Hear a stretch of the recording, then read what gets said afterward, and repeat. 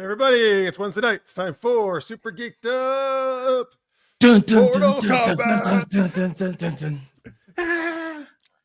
Get over here. Hey everybody, this is Jeff, and that's Francis, and this is Super Geeked Up, your live geeky pop culture show. Thank you for joining us. If you're watching live or in post, we talk geeky topics, play fun geek-themed improv games. We are going to have some Mortal Kombat fun tonight. We'll talk Mortal Kombat. We're not actually going to engage in Mortal Kombat. Oh, well, then I kind of want to leave. All right. I was really hoping we'd engage in Mortal Kombat. It'd be difficult to do across the internet, but we'd make it work. Yeah. I'd be like, get over here. I pull you through the screen. We'd make it work. We're also going to talk pet detectives, play Would You Rather, and super movie pitch. Yeah, that's what we're going to do. And by the way, in Mortal Kombat, did they use the original theme song at all in the most recent Mortal Kombat? Not this one coming up, but the reboot. Oh, you mean the first reboot with the guy that nobody cares about? Did they use the theme song at all? They did at the end when Scorpion is fighting Sub-Zero. They do like a super orchestrated version of the original theme. Battle? Yeah. Okay. All right. Cool. But in this sequel, they're going all in with the original theme, which is called, I think, Techno Syndrome is the name of the song. Wait, you mean the theme from the 90s movies? The 90s theme, yeah. Oh, good. Because I can tell you, they're leaning on it, yeah. That the first Mortal Kombat in the 90s, when I was in the theater, and that theme came on the opening credits, I was so pumped up for that movie. I was like, it's my God, this is amazing. Song. No, it's a great song. They actually have a 2026 version of the song, which is more or less the same song. 26-minute version? No, 2026 version. Oh, 2026. Yeah. I would say that's a long version. Yeah. No, not, yeah. Yes, a 2,000-minute version of the song.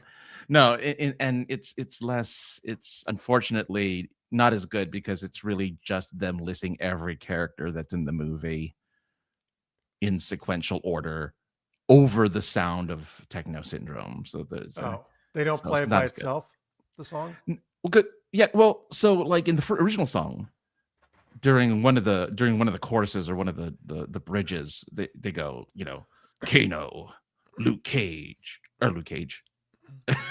That's the who am I thinking of now? Johnny Cage. Sonya. They would name the characters. But there were only so many in the first one. So you had like 7 or 8 names. This one has like 16 names that they just say over the song, and it doesn't go with the beat because all of their names are different, like really different. Yeah. And it just ruins the song. All right. I mainly just remember in the opening of the movie, they only play a little bit, so you don't even hear that part. Like, yes, I have it in my playlist, so I have the full, Techno Syndrome. I know that song. Maybe I should listen at the gym tonight. It'll get me pumped up. It has Eye of the Tiger energy, or Eye of the Tiger. That's a good Eye of the Tiger. That's the good right energy. Anyway, hello, College Slammer Pierre. We are already live. Thank you for watching. Thank you again if you're watching in post, folks. We appreciate it. Well, let's get right into our first question because it has to do with that Mortal Kombat. Yeah. Oh, go ahead, Francis. Thank you. Mortal Kombat 2. I thought you knew. Mortal Kombat 2, or as some people are in reviews of the early reviews of the movie, are calling it Mortal Kombat 11 because it's just the 2 lines in the background. All right, like they've never seen Roman numerals before. Yeah, it was cute. I thought it was funny. Okay. Because there are like 13 versions of Mortal Kombat, the game. Anyway, it doesn't matter. It comes out this week. So we want to know what unlikely movies or TV shows would engage in their own version of Mortal Kombat, which I find very funny that other TV shows, because Mortal Kombat is so like very specific and very gory and very like. Well, that's why I came up with this question, because I think it would be funny to apply it to other shows that are not that at all. Yeah. By the way, has anybody? I thought of this like yesterday. Has anyone ever made like a joke or meme called Mortal Kumquat, the fruit? I'm sure.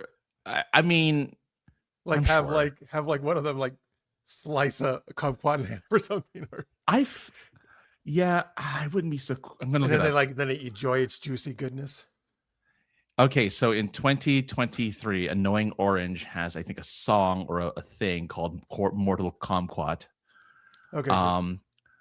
In 2019, the Mega 500 Mortal Kombat 3 Fruit Fighter Turbo GTI XL. Are these And yeah, songs? I don't know if there's song. I mean, this one's long enough to be a song. It's only 3 minutes. And then there's, of course, 2008 Tribal Planet Mortal Kombat. So Mortal Kombat, unfortunately, is a thing that people All right, so have it's thought quite about. popular, actually. All right, Yeah, good. It's fine. I like it though. I'm glad that it gained some popularity because that is a funny thing to think about. It's like, oh, it's a kumquat. So, all right, what is one of your first choices for? Oh, there's only there's one that I think already fits in perfectly because it's already a tournament to the death, as it is. But of course, it is the TV show Cobra Kai. That's okay. To Hang see, on. I wrote unlikely. That is very likely. oh, right, sure. I guess that is no, because they never hurt. No one ever gets hurt or killed in Cobra Kai. All right, but it's very likely. In fact, every episode, I would think there is a martial arts battle. But we're talking about fights to the death, right? All right. Where you rip the spine off. No one's gonna rip the spine off. You know. Well, I don't know that. Kid's name is. The old Cobra Kai teacher. He might. Oh, that's true. I guess so. All right. So I guess I went too on the nose on that one. Then I will go, of course, a show or a TV show similar in vein in the fact that it is based in high school, but one that I would like to see happen is, of course, on Saved by the Bell. I would like to see the gang of Saved by the Bell take. I almost said that, but I actually don't want to see them fight because I love all those guys, unless they were fighting the Valley. Oh yeah, of course, yeah. They'd have to fight. Have they ever had an episode? Because Seinfeld did this in an episode where Elaine goes to another group of guys who are like the mirror opposites of her group. Did they ever do that on Saving the Bell? No. That's a funny concept, but no, we just see like various goofy Valley, I think stupid kind of Valley that's people. Too bad. I would have loved to have been like. But what would be cool is if Mr. Belding also participated and fought like the principal of a rival school in Mortal Kombat. Yeah. Okay. Yeah. And he could dress as the Big Bopper, his old DJ persona when he was young. Oh God, yeah, the Big Bopper. That could be his move. Bop. He bops me. Just bops people with a rubber hammer, with a squeaky hammer that kids have. This is he's the bopper. No, I like that one. I like that. Saved by the Bell. It's good. Yeah. Even though apparently I'm picking things that you've already had in mind. So I want to pick. Well, yeah, but it wasn't on my list. I thought of Saved by the Bell, but I didn't put it on my list. But yeah. All right, you think of something. You say something, and I'm going to think of one that would not even have crossed your mind. Well, my first two, for some reason, I think I want lawyers to engage, I guess, in it because they're both lawyer themed. So the first one is A Few Good Men. Like, imagine if Tom Cruise and Jack Nicholson were, instead of the famous arguing courtroom, they were like in the courtroom, they were engaging in Mortal Kombat. I want the truth. You can't handle the truth. Yeah. You know, yeah, I can see that. That'd be fun. Yeah, he says, you can't handle the truth. Then he rips Cruise's head off. Oh, geez. Oh, God. Yeah, okay. Yeah, I can see that. Sure. All right, good. And then my other one is Law and Order. You know what's funny? I was when you're like, oh, I'm like, oh, he's never gonna think Law and Order. So I thought Law and Order. So now I got to put that out of my list. So the second one. Yeah. But here, I even got a scene. I don't know. You could take your pick. One of Briscoe's partners. He had a few. Sure, it doesn't matter which because they all. Benjamin Bratt. Let's say him. He was one of them. Sure. He like, cause he's younger, right? Yes.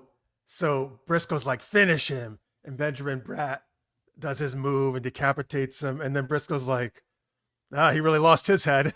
Yeah, right. Yeah, he has to say the pun. He says his pun. The pun is out. Yeah, that'd be really funny. Actually, I would be down with that. I would like that. See, somebody should do a parody like that too. Yeah, I don't see why not. I Yeah. got a couple more, but what do you think of anything else? All right, I'm gonna pick some pretty. I'm gonna try to pick some off the wall ones that you would never have thought of, but it has to include a group of people that Off the have wall, by like. the way, is Michael Jackson's first solo album. Uh, Just saying, because the Michael Jackson movie is in theaters right now. all right, Captain EO. I would like to see Captain EO Oh, in Mortal Kombat. I did not think of that. I want to see Captain EO in Mortal Kombat, or Smooth no, Criminal. I was gonna say or the Moonwalker game, but yes, where he's dressed as Smooth Criminal. yeah, Because he does. I love that game, man. He does battles. It wasn't the special move where he breaks into the dance, right? Well, his ultimate is not only does he break into the dance, but the enemies break into the dance as well. Oh, I thought he had like backup dancers come on. It was the enemies. I believe it was the enemies, and then he throws his hat at the end, and it hits all of them. Yeah, and then they go down.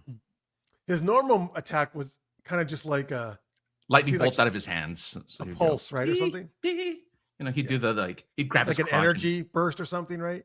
Yeah. I thought it was lightning, but it could be energy. Yeah. Oh, whatever, something like that. Yeah, one or the other. Oh, they should bring that game back. They should bring that game back. I agree. All right, and another TV show. Okay. All right, I'm gonna just pick shows that you like. Baywatch, Baywatch in Mortal Kombat. I'd love to see. That would be good. But instead of but the finishers, of course, don't remove spines. It just removes the red bathing suits. Yes, removes clothes, right? It just removes that. Yeah, it's essentially a keep a strip, which is a video game where if you hit the more you hit the bad, the only way to kill the vampires is by removing their clothing, so the sun can burn them and turn them into ash. Wait, let me make a note of this. A Kiba strip. It's the name of the game is a Kiba strip. Yeah. I actually just saw a game that just came out on Steam where hello Sticks. Hello Sticks. Yeah, you're right. We probably can find the Michael Jackson game emulator. Anyway, yeah, the game. I just saw a game came out where it's kind of like Mortal Kombat in a way, or Street Fighter, where you fight girls, and when you fight them, I mean, there's multiple games like this, but their clothes fall off as you fight them in battle. Yeah, I mean that could be. This one's brand new. I forget the name of it, but there's multiple. What is it? Yeah, there's a bunch of this. Senran Kagura does the same thing. If you ever heard Senran Kagura, they do the same thing where if you hit them, their clothes tear off. There was an era of games in the mid 2000s made by Japanese companies where they like to strip characters for whatever reason. So, good on them. Just please send a link to the game. You want to type it in the chat, the name of it, so people. Yeah, it's Akiba's Trip. If you just joined us, folks, we're talking about what unlikely movies or shows should engage in their own version of Mortal Kombat. Oh wait, is it trip or strip? Well, that's the play on words. It's Akiba's Trip, but the gimmick is they strip. Yeah. Okay, I got it. Yeah. There you go, folks. By the way, if you're in the chat, there's a poll question we have going related to Mortal Kombat. Who's the best Mortal Kombat character? Sub-Zero and Raiden are tied 50%. The other two choices are Scorpion and Katana. All right, we'll see who wins at the end. Sorry, mixed reviews on this movie, on this upcoming Mortal Kombat. I mean, I'm going to see it this Friday, but man, it's very interesting what we'll prioritize as what makes a good movie. So let's talk about that in a second. I'll get my last two out here. All right, hit me. So my third one is High School Musical, the original movies versions, sure, not the show. Yeah. Because then you get to sing and do martial arts at the same time. How awesome is that? Oh, sing and do martial arts. Kind of like the Moonwalker game in a way. How's there never been a martial arts musical? That's surprising to me. I'm trying to think. I can't think of one. I mean, there may be some independent one out there that someone's done, but I can't think of any known one. Yeah. There you go. Look at all these great ideas we're giving people. And then Star Trek. Although specifically TNG or DS9, because I want to see engage in Mortal Kombat. Actually, Cisco I think would be good because Cisco was a fighter. Like he knew how to fight. Picard has fought like a handful of times. Picard actually, yes. When he does fight, he's capable. Yeah. That's not his persona. He fought in the bar where he lost his heart, where he got stabbed in the heart. as a Well, and that's why he doesn't like the fight, probably though, because he Yeah, regrets that, and because he was a hothead back then. exactly. That's when he became a diplomat. That's when he wouldn't take chances. So Yep. yeah. There you go. So anyway, I think, but yeah, that could be fun. Star Trek tangent on your bingo card. Right. Picard will throw Earl Grey at his opponent's face. Like, there you go. Yeah, he could like melt their face off. That's his fatality. With his scalding hot Earl Grey.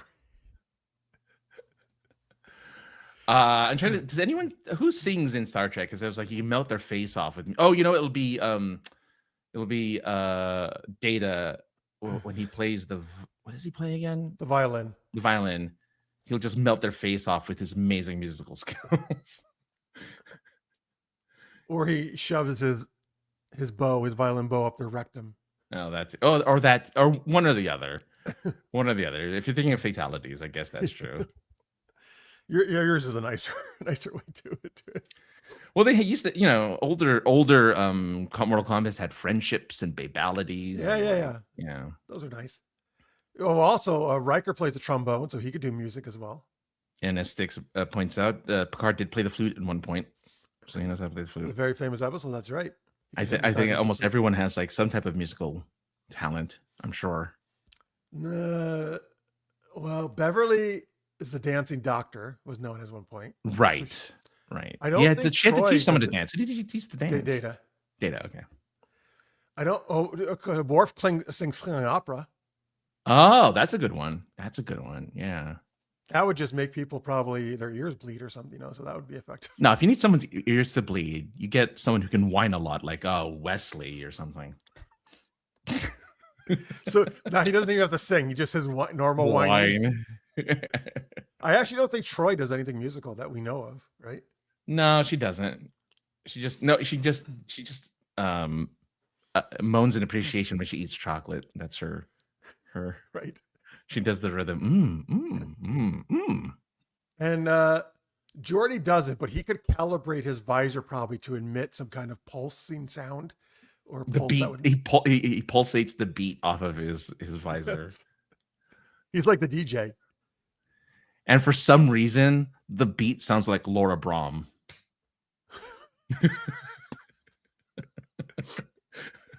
What is his like? Oh, Geordi, I want you so bad in Laura Braham's voice. Geordi. Picard's power play could be to summon Q for super hit strike. Oh yeah. Oh god, yeah. And Q, one of the first times Q came on there, not the first, maybe the second or third, he summoned a mariachi band, so he can do music as well. Because the beat goes on. Well, he's beating his meat all right over Laura Brahms. Poor Geordi. Except again, I'm always gonna take All Good Things, the last episode of Trek, as canon, not any other nonsense. So he is with Laura Brahms, as far as I'm concerned. In that future, that could be. I'm gonna take that as my future. He has like 3 kids or whatever. So wait, in the actual last season of Picard series, they brought all of them in. He has the kids. He still has. Geordi is not with Laura Brahms, right? No, but he has the same kids' names from All Good Things in the end of Picard. So when he names his kids, it's the same kids that he had in All Good Things. Oh, that's weird. Yeah. Why don't I just have him marry Laura Brahms then? I don't know. Maybe she did. I don't remember who he ends up marrying. I don't know if we ever see his wife or anything. I didn't. So maybe it's Laura Brahms. It might be. I did think of one more TV show that should be a Mortal Kombat TV show, only because I'd love to see these 2 arch nemesis fighting to the death, and that's of course Kit and Carr from A Knight Rider. Love to see how they would like fight to the death. Well, they have multiple gadgets that they can use. They do. I guess it's whoever has the most posh accent between the 2 of them. I don't remember what. That's definitely Kit. Carr has a very. By the way, hello, Tammy Saberpink. Thanks for being in the chat. Yes, thank you. Carr has a very deep American style. Well, they're both American, but yeah. But he had Mr. Feeney's voice, so that was the big difference. Yeah. Which is but in the first episode, well, it might have been two-parter, but that Cars In, they actually do like have basically like a play chicken against. Sort of, but that's not like what I'm talking. I want them to like. I know. Hit them each other with doors and like. You know how fling doors open and like they're punching. Well, in later versions of, or in the later seasons of Knight Rider, when Kit has super pursuit mode, the bumper in the front pops out when he has like the wings and stuff. His spoiler raises up. And the spoiler raises, so he just hits him with the like popping out his bumper at the guy. Yeah, like a punch. Or they could do actual like maneuvers like the police do or something. Like they could come in and spin and smash, with their into the other car with their like they spin around. Oh, send them flying. Yeah. Now you're right. That bumper is a good idea though. Maybe the bumper has such force, it just like whacks the car upside down. That'd be fun. I like that. I like and the evil semi. I want the evil semi to be driven by evil Michael Knight Garth. Exactly. Oh man.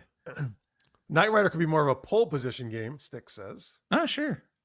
It would be good. Can they be Transformers? Oh, Kit and Car turn into robots, he's saying, and then fight that way. That's brilliant. What's funny is there is a Kit Transformer. Huh? Yeah. I want to say it was here it is. Yeah. Transformer collaborative Kit Knight Rider. It's an actual Hasbro toy. So you can get Agent Knight, who is Kit, who turns into a robot. Oh, wow. So it is a real Transformers Knight Rider crossover. That's cool. I got to look this up. Yeah, it's out of stock. Yeah, but I just want to see what he looks like. He looks okay. He doesn't look that great. But it looks pretty cool. Yeah. I don't like the blue in the lower body. It adds something to it, but I don't know where the blue's coming from. That's my point. Like I don't ever remember Kit having blue on him. No, but he does have the red thing in the front of his chest, and he has the two doors behind him. Yeah, the wings. Yeah, it looks good when it's transformed into the car.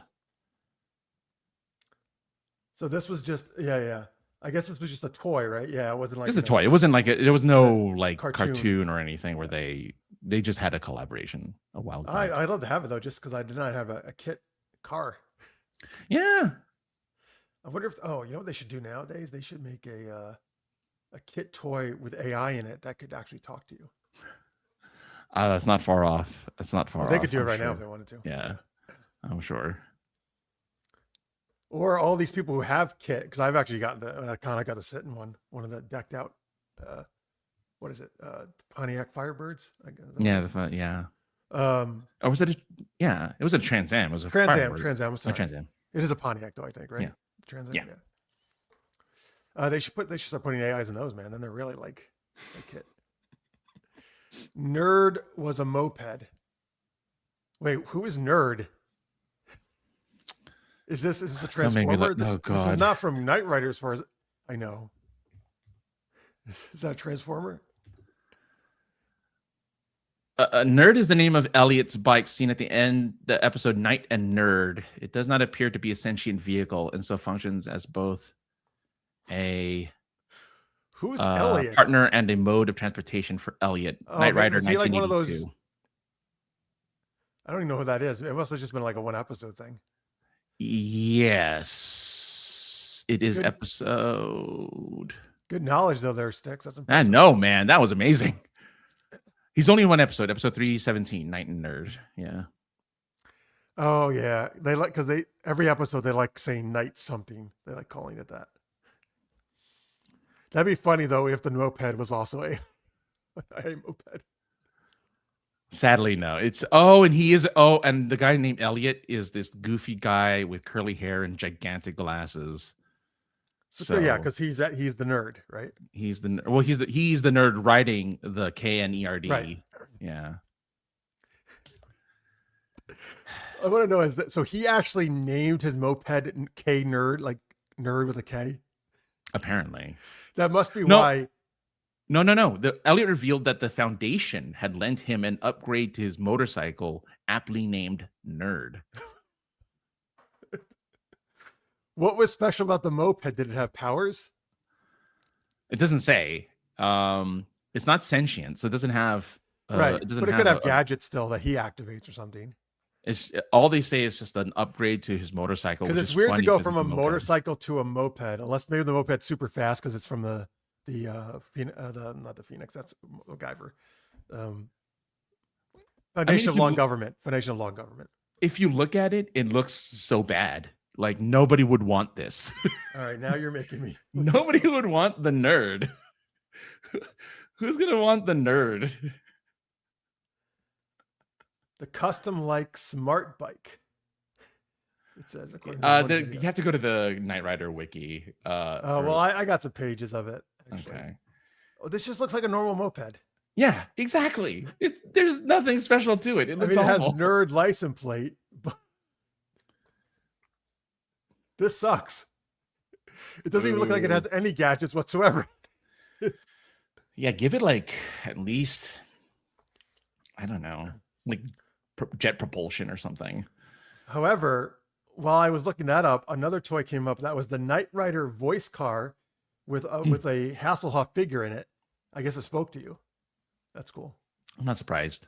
Yeah. I had a big plastic kit with like a 6-inch or whatever tall Michael Knight that can sit in it. I don't know where it is. I must have thrown it away or sold it or something. Michael Knight? Yeah, like a little action figure Michael Knight that could fit into the driver's seat of Kit. And I believe you press a button on the bottom or the top and it would swish and, I was and gonna talk. Ask that. Yeah, and I think it could talk. Stuff. I think it's maybe that's the one you had. That's probably the one you had. I just looked at. That's probably the one you had. But toys are cool. Well, obviously, if they bring back Knight Rider for like the 4th time, they should bring back Nerd. No, they need to bring back that one with the Knight Rider and Friends or whatever Team Knight Rider. Team Knight Rider. Yeah. We now have watches that we can do what Michael did. Well, that's true. That was the coolest thing, though, man. As a kid, he would always be like, "Kit, come pick me up." I mean, look, I hate to say it, but Yellow Fedora Man, Dick Tracy already. I thought you were talking about the man in the yellow hat from Curious George. No, Dick Tracy was there already, though. He had the rate that had the phone or the watch with the TV on it or whatever. Yeah, but was it a communicator or just a TV? It was a communicator, I believe. I thought it was like a 2-way radio. Well, that's actually way. He's like in the 30s or something, right? Yeah. That's man, impressive. But he slept with so many women. Oh no, wait a minute. That's the actor who played. That's him. Warren Beatty. Yeah, never mind. I was like, that sounds strange for a 30s hero to be sleeping with a million women. Sorry, no. That's Warren Beatty. You're right. Warren Beatty had like 1,000 lovers or whatever he had. Well, Michael Knight, the actual character, had plenty of lovers. Did he? Well, I should say he had plenty of girls he kissed at the end of each episode. Not that they actually had sex necessarily. I mean, at least Bond gets to second base, you know? Oh, come on. The Knight Rider, I think it was like an 8 p.m. show. They're not going to have him fucking all these girls, right? It's a nice family action show. That's true. Moonlighting was right afterwards, man. What are you going to do? Well, but that's okay because an hour later you can get a little right. sexy. It was like the 9 o'clock, 10 o'clock slot, so they were able to get away with it. They didn't call him Dick for no reason. Stick says.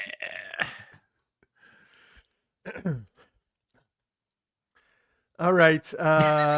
Anyway, so back. So wait. So you mentioned the Mortal Kombat 2 is getting what mixed reviews? You said. Yeah, I've only seen 2 so far. Oh, wait, hang on. So the mix just means one bad, one good. One bad, one good. I haven't seen all of them. That's not enough to say mix. Well, it is, but I mean, well, that's not like a good. Yeah, that's enough to say mix. Just but that's no. If you say that, I assume that means taking like an aggregate thing. There's mixed reviews. Yeah, I should have looked at Rotten Tomatoes to see if what the. Oh yeah. Here's what I want to ask. I saw the reboot when it first came out. Yeah. Now, I think Louis Tan is the main guy in that one. Gone. But I saw his name on the credit list on one site. My guess. This is my guess. I don't know. I haven't seen the movie. He gets killed in the opening. He's killed in the first scene. Scorpion, because they were related. Him and Scorpion were related. In the first movie, he wants revenge. And as such, will and it's gonna be Sub-Zero. Sub-Zero probably kills him. Wait, Scorpion or Sub-Zero kills him? Scorpion will no. Scorpion's his relative, so it's gonna be Sub-Zero who kills him. I see. And then Scorpion wants revenge. Because you said Scorpion wants revenge. It sounds like revenge on Tan character. No, on Sub-Zero for killing Tan. Oh, I see. Yeah, that's what you think's gonna happen. That's my guess. I have no idea. That's my guess. So that's my problem with this movie. You introduced a new character. He was the main character of the reboot, and then you basically just say, "Oh, forget it. We didn't like that." So this is more or less another reboot of the reboot. So the one review that was very positive that I saw was like they learned from their mistakes from the first one, which I think because a lot of people didn't like that guy, that random dude that ended up being in the movie because he wasn't a character. Like they wouldn't even make Liu Kang the main guy, even though Liu Kang could be a main character. So they're like, well, nobody liked him. Could have been Liu Kang, right? Yeah, I like that. I like him, Tan. I like him as an actor. I mean, here's the thing. I don't think the character was whatever, but I think the whole movie was whatever. I think you liked it, but yeah, I liked it. I liked it enough. Yeah. I mean, I don't think that was really the problem. I just think the whole movie was mediocre, but I don't know. I just think it's silly to do that. And also because here's the thing. Basically, they said now Johnny Cage is our new protagonist. Yeah, well, because in the last one, who were the known actors in the first Mortal Kombat? Like, who were the actors that you're like, I know who that guy is. Oh, I know who he is. No. Wait. Well, yeah, no, they didn't use known actors. Except for the guy who plays Scorpion, because he's in like a bunch of like, he's in a bunch of movies. How's it going, Travis? We're glad you're here. And also Carrie just tuned in. Hey guys. We're talking about Mortal Kombat. The first one didn't even have tournament fights. That's true. That is funny, right? That they never actually had a tournament. Yeah, apparently in this one, it's all it's all tournament fights. So I did criticize that. I'm assuming the whole point of that one was to set the stage for everything to come, right? That didn't stop the first movie from having tournaments, though. No, it did not. No, that whole movie was a tournament. Yeah. I mean, they did the recruitment at the beginning, but that was it. And then they're like, oh, now we're the moment we land. No, I agree. I agree the reboot should have tournaments, but if you're going to do it, I'm like, either stick to your guns and do it. Don't just give up and say like, oh, whatever. Because the second one was going to have tournaments regardless. They just basically just said, we're going to make Johnny Cage the main character now. And we're going to bring in, I can't think of his, you know what I'm talking about. Carl Urban. Yeah. Who is still the only known name in that movie? No, that's why he's the main character. Known name in that movie, as far as I know. Christopher. Well, no, sorry. Yes. The original one. Absolutely. The original, yeah. He's talking about the reboot, though, I think. And then the guy who best rated ever. Mortal Kombat Annihilation. Huh? Because it wasn't Lambert in the second. Oh, the second one, no. No, it was some other guy. Why wasn't as good? Like, jokes. All he had was jokes. The second one? The second rating? Yeah. Well, yeah. Lambert was quirky, too, though, as a rating. I like he always was like, he would always do that laugh. He's always giggling. He's always giggling at everything. Is there a Goro in this upcoming one? I don't know. I hope there is. I think there's a Shiva. I think Shiva's in it, which is the female Goro. Right. Was Shang Tsung in the first reboot, right? Or no? I don't. Oh, Shang Tsung. Yeah. I don't remember. It was such an okay movie. I don't remember because the big fight wasn't with Shang Tsung. It was with Scorpion and Sub-Zero at the end. That was like the biggest fight at the end. So Scorpion just joined us. They missed a chance to make Sonya the lead. Sonya Blade. Could have. Yeah, is Sonya? Is any of those actors back from the first movie? No, reboot. I don't think so. Oh, no, Kano. I know is the same guy. So Sonya is not in this movie either. No, I think Sonya's the same. I think Sonya's the same. Okay. Yeah. I'd have to look at the IMDb. I mean, I have to look at the IMDb, but. The protagonist from the first one is terrible, Carrie says. I'm really excited for Street Fighter. It looks awesomely cheesy and over the top. which is what Yes, Street Fighter is about. And Sticks also, I think, mentioned he was looking forward to Street Fighter. I am too. I'm very looking forward to it because it looks stupid, and I like that it doesn't look as stupid as the original one, but I like that they're Man, trying. dude, it better fucking not be. Nothing can be as stupid as that. I love how stupid the first one goes. I know you do. I always love it. The only actors I knew in the first one were Ludi Lin, Liu Kang, as he was Zack in the 2017 Power Ranger movie. This is the reboot, I think. That's funny. That's cool. Damon Harriman, Cabal, as he's played Charles Manson twice. Oh, interesting. So Sonya Blade's the same.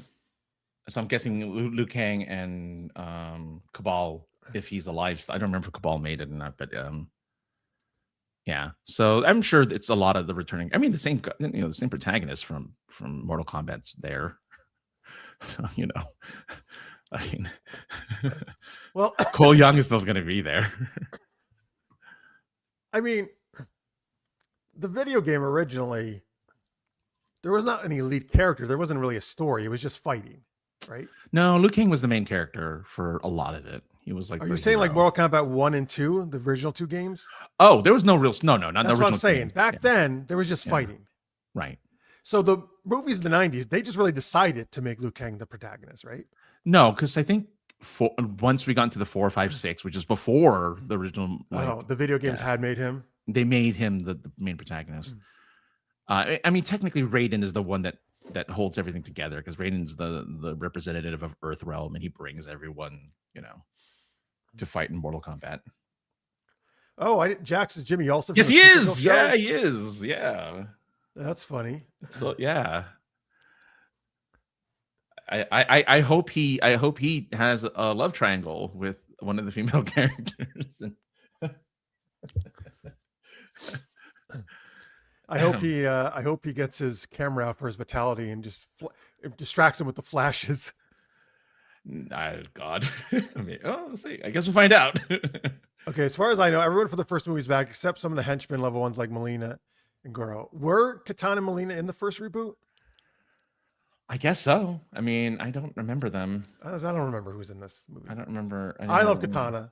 So yeah, Katana's great. That was one good thing about the 90s sequel, that Katana was a big part of it. Wait, she dies in one of them. Either Katana or is that the first one? Dies in the first one. Or is that the first one? No, Katana lives. Well, maybe it's Melina. One of them dies. She romances Liu Kang. Okay. Yeah. So Jax is back. Okay. Kano's back. Yeah. Okay. Maybe he'll just play Jax, the kids game with the opponents. Bounces the ball, grabs it, throws. What is it? Is it how many you can like pick up when you bounce it or something? I tried to play it, and I'm like, "What's the point? I can get them all in one swipe." I don't understand. Well, you probably make it harder by like maybe spreading them out farther, right? Or maybe that's the thing I didn't get. I was like, "How far apart?" Maybe it's the way you throw the jacks is important. Like if you get a good throw, then you can easily get them all, right?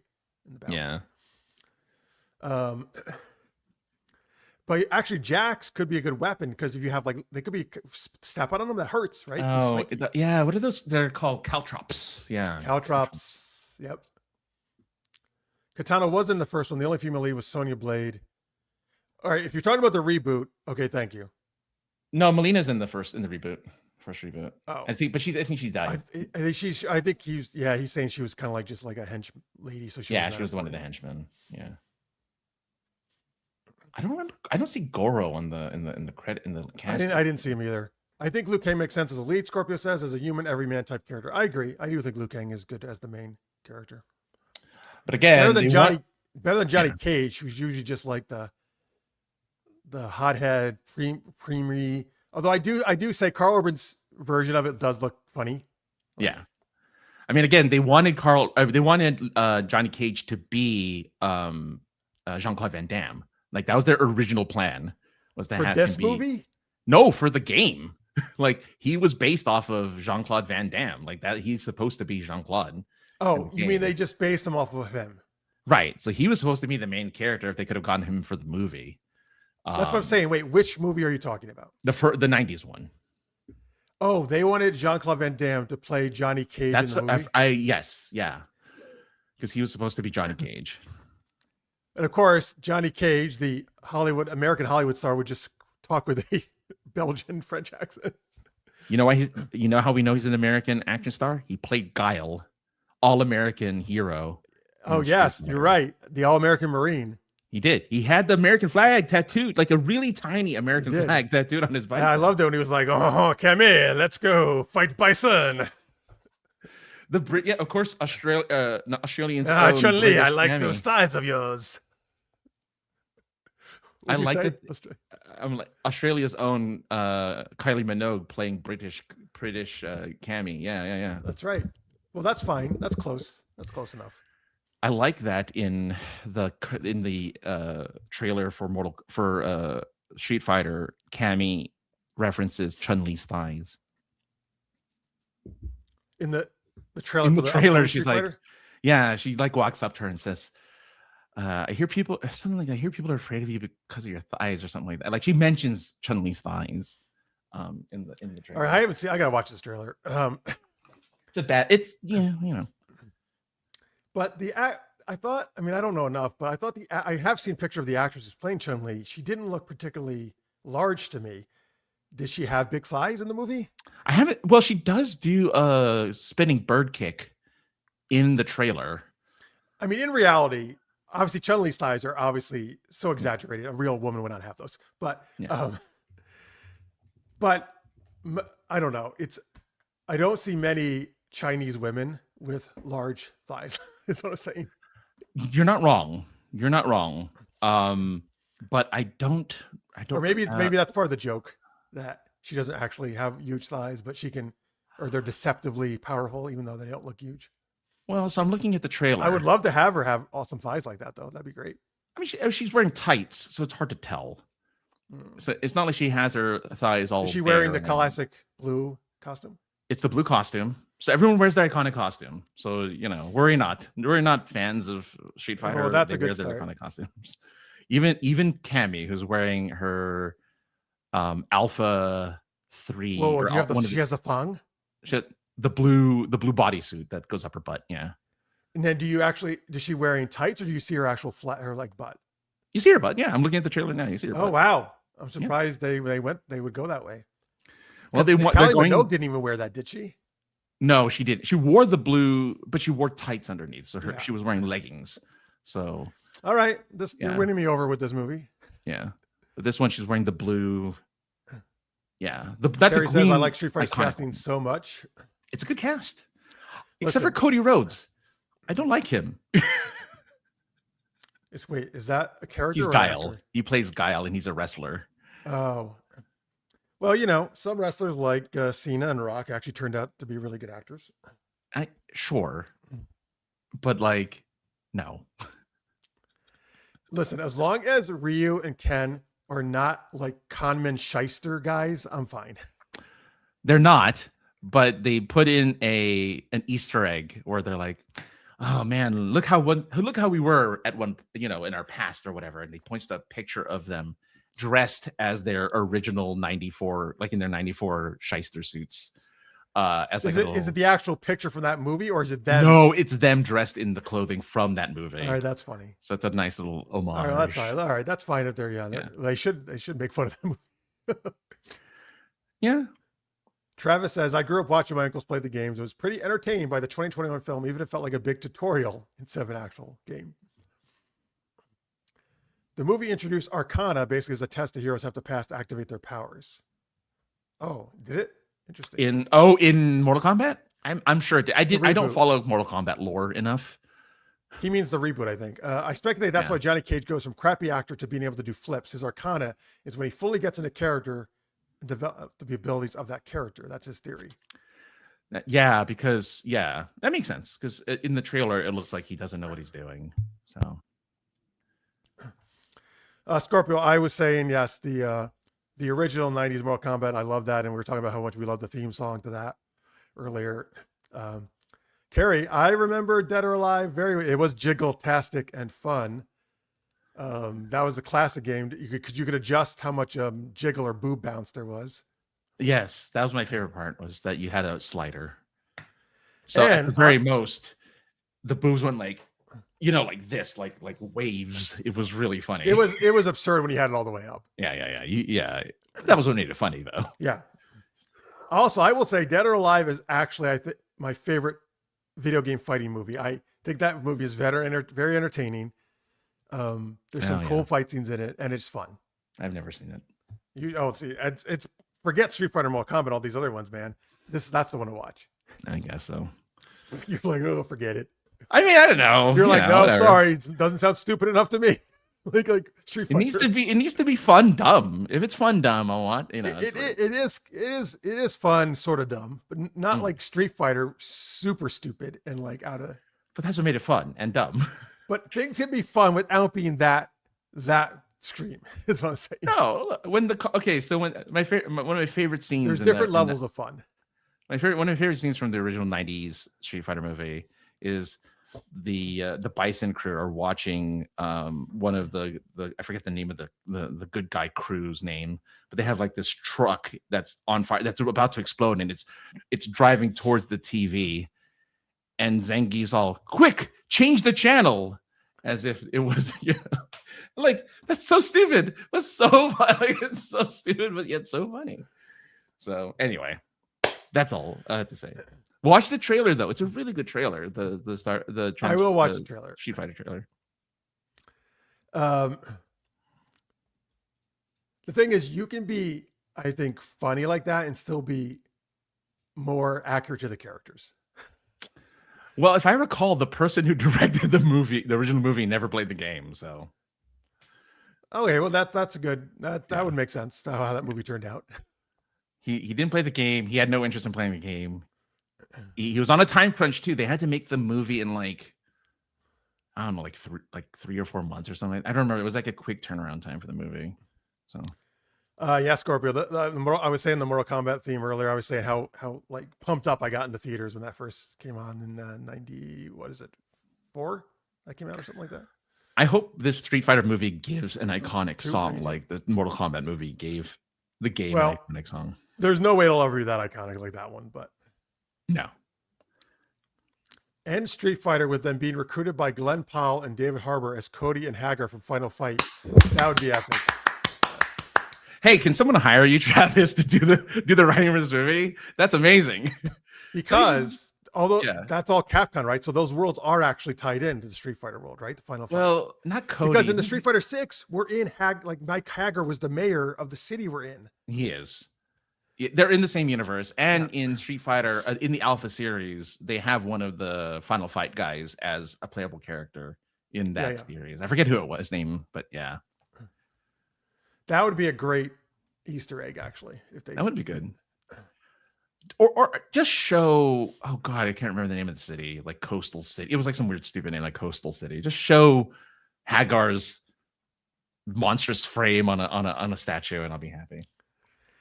So Scorpio says, "Hack the Chun-Li solo film with Kristen Crook was better than the original Street Fighter film." He's saying, and this is just the DS9 Voyager thing. Carrie says, "I love Kristen Crook, but her Chun-Li movie was terrible." I don't think Scorpio was saying it was good; he's saying it was better. I would like to say that, but the movie with Chun-Li solo was terrible. I actually don't know which one was worse for me.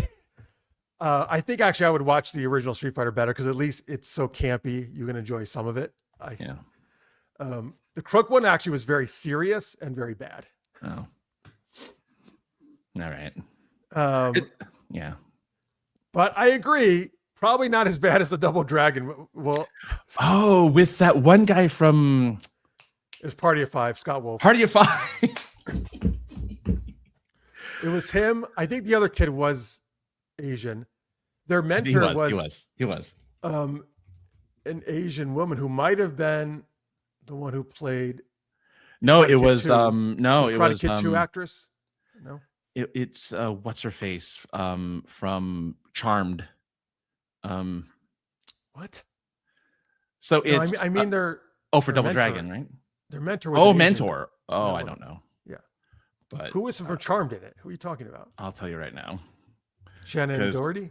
No, Alyssa Milano. Alyssa Milano is the female. The love interest? Yeah, the love interest. It's Mark Dacascos as the other dragon. Mark Dacascos, of course, the famous which actor. Is legit because he's an actual martial artist. And then Scott Wolf. And the I didn't know fighting was Robert. the fighting was actually bad though. Yeah. Oh yeah, it has to be. They have to make up for Scott Wolf, who doesn't know how to do any of that stuff. So, Well, they should have just had Wolf do the elbow move, which was the best move in the game. Or the back kick. One of them did the back kick. It was the elbow for the reverse, wasn't it? Like if the guy's behind you, he'd elbow. Yeah, but the elbow like always worked. Yeah, that was a one hit. That was a one hit drop. Wait, didn't they have the same moves? Yeah. It was just color. Yeah. What were their names? Do you remember? Oh God, it was like I don't know. I know Billy is one of them. I don't know. They were brothers, right? Yeah. Yeah. Oh, here you go. I have the idea. They're Jimmy and Billy Lee. That's right. We joked that Krista Crook learned Lana food during Chun-Li and brought that back to Smallville. Oh, so in Smallville, she did learn martial arts at some point. Was that after her Chun-Li? That would make sense. At one point, really she went funny. off to like South America or something and became like almost like a vigilante. Oh, God, I have not seen a full episode of Smallville. Oh, you're missing out, man. I love that know. show so much. I have not seen it. I know when we talk about this stuff, it sounds goofy and there is some silly stuff, but it's a great show. Like I've seen clips of like when the Justice League shows up.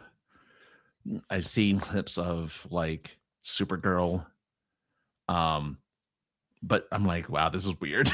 This is really weird. You're in like later seasons when you're talking about that stuff. I am talking about Supergirl, not super late, but the Justice League is later on. Yeah. Like I remember Lana was the original love interest for Clark in the first handful of seasons. So I think I saw half of the first Lois season. came in season 4, but she did not become a love interest until later. Okay. Yeah. Because I think he tells Lana before like Lois, right? I'm sure Lana knows. But Lana and him date actually. Oh, okay. I know there was like sparks. Like, no, they're really romantic at one point. Oh, nice. I mean, listen, you don't spend your whole teenage year spying on Lana with your telescope and not want something to happen. Here's the thing. I kind of thought. So what happened? Did Chloe ever get a love interest? Yes, Green Arrow. That's way later, though. It's later, but Green Arrow was in it for a long time, actually. Oh, okay. He was in until the end, actually, once he got introduced. Man, Stephen must have been super young back then. He was very. He wasn't doing the salmon ladder back then. No. Who played Green Arrow? It's the guy actually who stars in Tracker right now. The leader Tracker. Oh, he was the guy who played Green Arrow. Also played was supposed to be cast as Aquaman, wasn't he? Yeah. Yes, but no. But then they had the guy who was Jack Reacher was also Aquaman. It's supposed to be the Aquaman series. Yes, Richardson. Yeah. It's funny how we see all these guys now in different stuff. He was a kid. He was such a baby. He was tiny. I mean, he definitely wasn't as big as he is now. Yeah. Lana got powers, and she and Clark caused a lovemaking quake in Smallville. True story. That is a true story. When Lana gets superpowers like Clark at one point, they finally have sex in his bed, and they break the bed because they're using superpowered sex. I mean, I'm glad that it didn't originate from Luke Cage in the Luke Cage show where he has sex with Kristen Jessica Jones, and they break the bed. Chloe kind of had a thing with Pete Ross until he leaves. I don't remember her and Pete ever dating. They were just friends, though. I thought. Man, Chloe didn't really do a lot of outside of Green Arrow dating. I mean, here's the thing. I actually like that show because none of them really were like dating lots of people. They were more like one person dating at a time. That's nice. Well, it's also Smallville. It's not like it's a metropolis. No, it's definitely not a metropolis. Except they were in Metropolis an awful lot. Really? Were they that close? Well, hang on. Once he goes to the Daily Planet, of course he was. But most of it wasn't there. You're right. But yeah, remember how we joked like it's not that far away in the show? And here's the thing. I don't know because he could speed there whenever he wants, right? So I don't really know how far it was supposed to be. It's not like we ever follow a car all the way from Smallville to. Well, I mean, at least they imply in movies and subsequent TV shows that he has to plan to go back to Smallville. He just can't go. He has to plan to go back to Smallville, which means that there's, he'd take Spirit Airlines fly over to Smallville? You can't. They just went on business. No, I know. Let's see here. I'm just looking at. Oh, Robert Patrick was the villain in that crap movie, Double Dragon. Yeah. Okay. Yeah, I saw it. I'm like, oh my god, it's the T-1000. The Daredevil finale was spectacular. Carrie says no spoilers. So here's the thing. I didn't realize Daredevil had even come back to TV until the other day. I saw an ad that says, "Oh, season 2 is on." I'm like, where was season 1? Like, I didn't even know it was back. Season 2 just ended, so yeah. I didn't realize it was already back. It's called Born Again. Yeah, the Born Again series. I mean, apparently they keep to now that it's Disney owned, they didn't take away from what made it a good Netflix show. So they still has. I'm just hoping that every season still has a hallway fight, but I don't have Disney Plus, so I'm not watching. I'm not watching it. They started out being a couple hours apart, Metropolis, Smallville. By the end of the show, it was a short commute. Okay, they got closer to each other. They had like a bullet train that went between Metropolis and Smallville. They just had one train that went back. Because unlike California, that's been working on it for decades, Kansas can do it real fast. Yeah, don't get me started on that. Even though I think the one for Las Vegas is finally done, so I think we could start taking the Las Vegas bullet train. There's an LA Las Vegas bullet train? No, the original one was supposed to be LA to San Francisco and back. Yeah. And it's supposed to be a 2-hour train ride to San Francisco and back. Well, that one's never getting done. But no, because that's a $1 billion nightmare. Did they actually build one? You're saying between LA and Vegas? Yes, but I shouldn't say LA because it's in the freaking Inland Empire, so it's like in the desert. So the bullet train is I'm halfway between the desert and LA, so I'm right in the middle. But I think it's Rancho Cucamonga, and it's a 2-hour train ride to Vegas, and it's fairly cheap, which that's great. You can make a weekend trip without having to drive, 300 miles. It's nice. If the cast of Friends were dating in Smallville, Travis says they'd be dating everyone. That's true. No, because Joey never dated Phoebe, or Joey never dated any of the girls. Yes. He dated Rachel. Wow. Briefly. Okay. All right. Twilight. So Phoebe gets the short end of the stick. Who dated Phoebe? Nobody dated Phoebe, right? No, Ross. There's a flashback.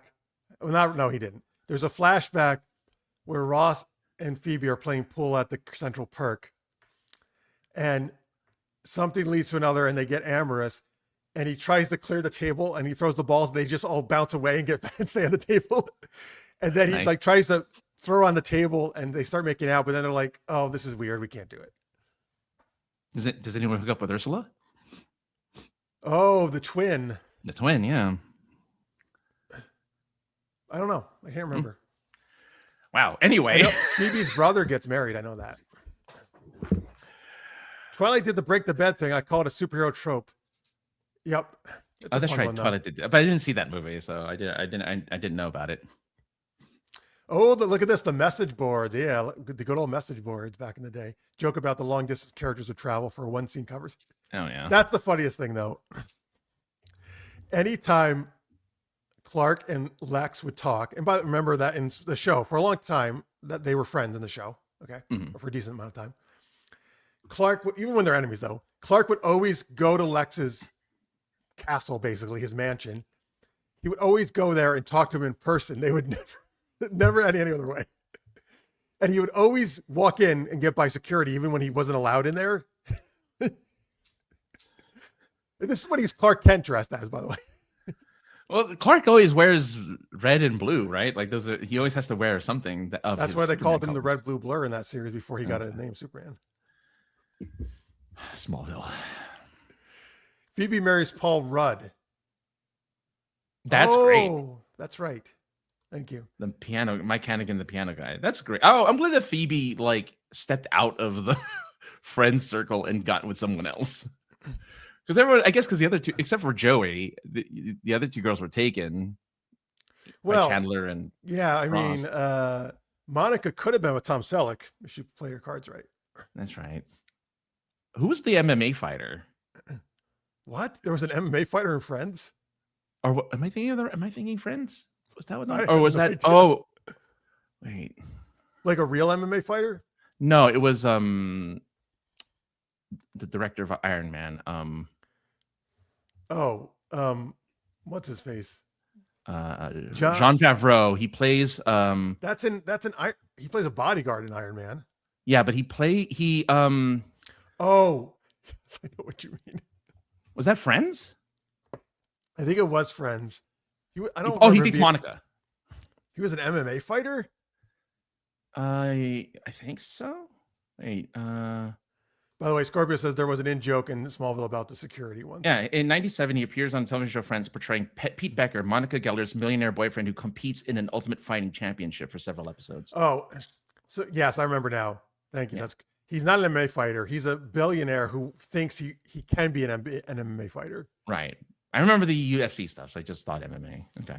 Which I think everybody else thought it was a terrible idea. You would do that. Yeah, because he got beaten up. If I recall, he's in Traction and he's covered in. Oh yeah, I think that's probably why she stops dating him. Yeah. Thank you, Sticks. Yes. Anyway. All right. Anyway, I guess we better do our first geeky game. Jeez. Super movie pitch is what we're doing, folks. But thank you for all that great chatting. This is a game where we are going to take funny ideas from you, concepts from you in the chat, and make a pitch out of it. So we started this originally. Francis came up with ideas like based off of Groundhog Day, funny sounding like national days. Yeah. But it could be anything. Like for some reason, I always want to use a banana one, like banana. You actually like eating bananas? Is that like a thing? I actually, you know what? I went back to eating bananas recently. Oh, good. I have a bunch right back there. You can see them actually, right? Yeah. There. Okay. I wish I could eat bananas again. You can't eat bananas? I mean, in moderation I could, but I like bananas a lot, so I'd eat a lot of them. Okay, but any kind of weird thing like Muffin Burger Man or what else? Hula Hoop. Oh, sure. Girl saves the world. Yeah. Or the kettle is too cold to swallow, and we'd make a movie out of that. Why would we be swallowing a whole kettle? That's the point. You know, it's weird. We have to figure it out. We have to come up with a movie pitch. So throw some of those in the chat, and we'll make a super movie pitch out of it. I'm seeing the large delay though between chat and us. The way that people are answering, like about 45 seconds to a minute after we've talked about something. It's really fun. Well, part of that for the first time. Oh, by the way, the red blue blur. Haven't thought about that for a minute. Scorpio says. Then Kalen Blue had a bit of a lisp, as Zod would always be yelling about the blue. For the first time, you can tell me if this is too annoying, folks, but I actually turned on live ads. I don't know what's happening. So that could be a little bit more delayed in the chat, though. Oh, live ads. I don't know what that does. I didn't go aggressive with them. I didn't go aggressive and have a lot of ads. I did balanced. So okay. We'll see if that does anything for money-wise. I'm a premium member, so I don't see ads. You're a premium member of YouTube? Yeah. Why? YouTube Music. Oh, wait, are you saying you don't see ads on any platform, any YouTube video? Premium erases every ad in every video. Okay. Except for the ones that like the person who's doing the video does, where they're like, hey, I'm going to talk about NordVPN. And then they talk about NordVPN. It's like, it's not, that's the, you know. Okay, there are ads. Now, there shouldn't have been ads in previous shows, but let me know if there were, because I only turned them on today, but thanks for sticking through the ads. Canadian Bacon Man saves the world. Okay, that's good. That's a good one to start. Throw some other ideas in, folks, as we're doing this one. We'll do probably a couple. All right, so the super movie pitch is Canadian Bacon Man saves the world. Francis, you can kick us off. Okay. There I was with oh no, wait, it's a movie pitch. Imagine that's fine. Man. Oh, okay. I thought you were going to be Canadian Bacon Man. No. In a world where a simple Canadian wants to make a difference, he finds himself laying down on a hospital bed, his legs in stirrups, ready for a colonoscopy. God. Little did they know. Well, thank you, Travis, for this idea. Little did they know that these Canadians, how they clean out your colon is by using Canadian bacon. And as that bacon with its grease slides in and out of that man's butthole, he gains a power like no other.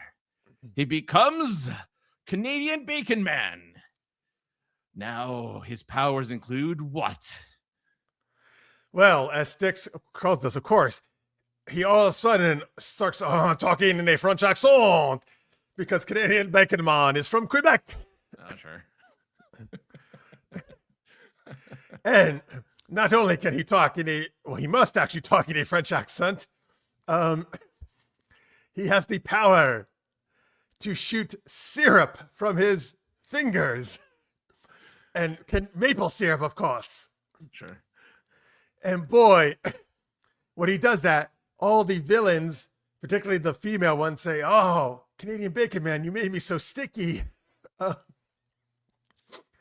And he says, "Oh, that is my specialty." But there is one villainess that proves quite a formidable foe for Canadian Bacon Man. And that becomes the big climax of the movie. And who is that, Francis? And of course, that is Saskatchewan Woman. Now, of course, Saskatchewan Woman is a very formidable foe to the Canadian Bacon Man because her most unbelievable power is that she can only say 3 words: a, hoser, and sorry. The 3 words that all Canadians must say. And with those words, it fumbles Canadian Bacon Man because he can't say them as well in his incredible French accent. And I want to. How does it sound when he tries to say them? Since you're Canadian Bacon Man, since I am Saskatchewan girl, you'll have to say it in your Canadian Bacon Man accent. What? Sorry. It is a hoser and sorry. Oh. Hey, hoser, sorry. Not good. No, not good enough. And so Saskatchewan Woman, though sticky from maple syrup, may soon defeat Canadian Bacon Man, but we'll have to see in the sequel. Yulene into poutine. Good, very good. You got poutine in there. Excellent. Yes. Canadian Bacon Man loves plaid. Styx says the all. That's right. I should have at least added bounties or something, or plaid, or yeah. Oh. Yeah. There you go. That's the way you say it, right, Styx? Yeah. Canadian Bacon Man leaves you feeling the sticky all over you. Yes, that's right.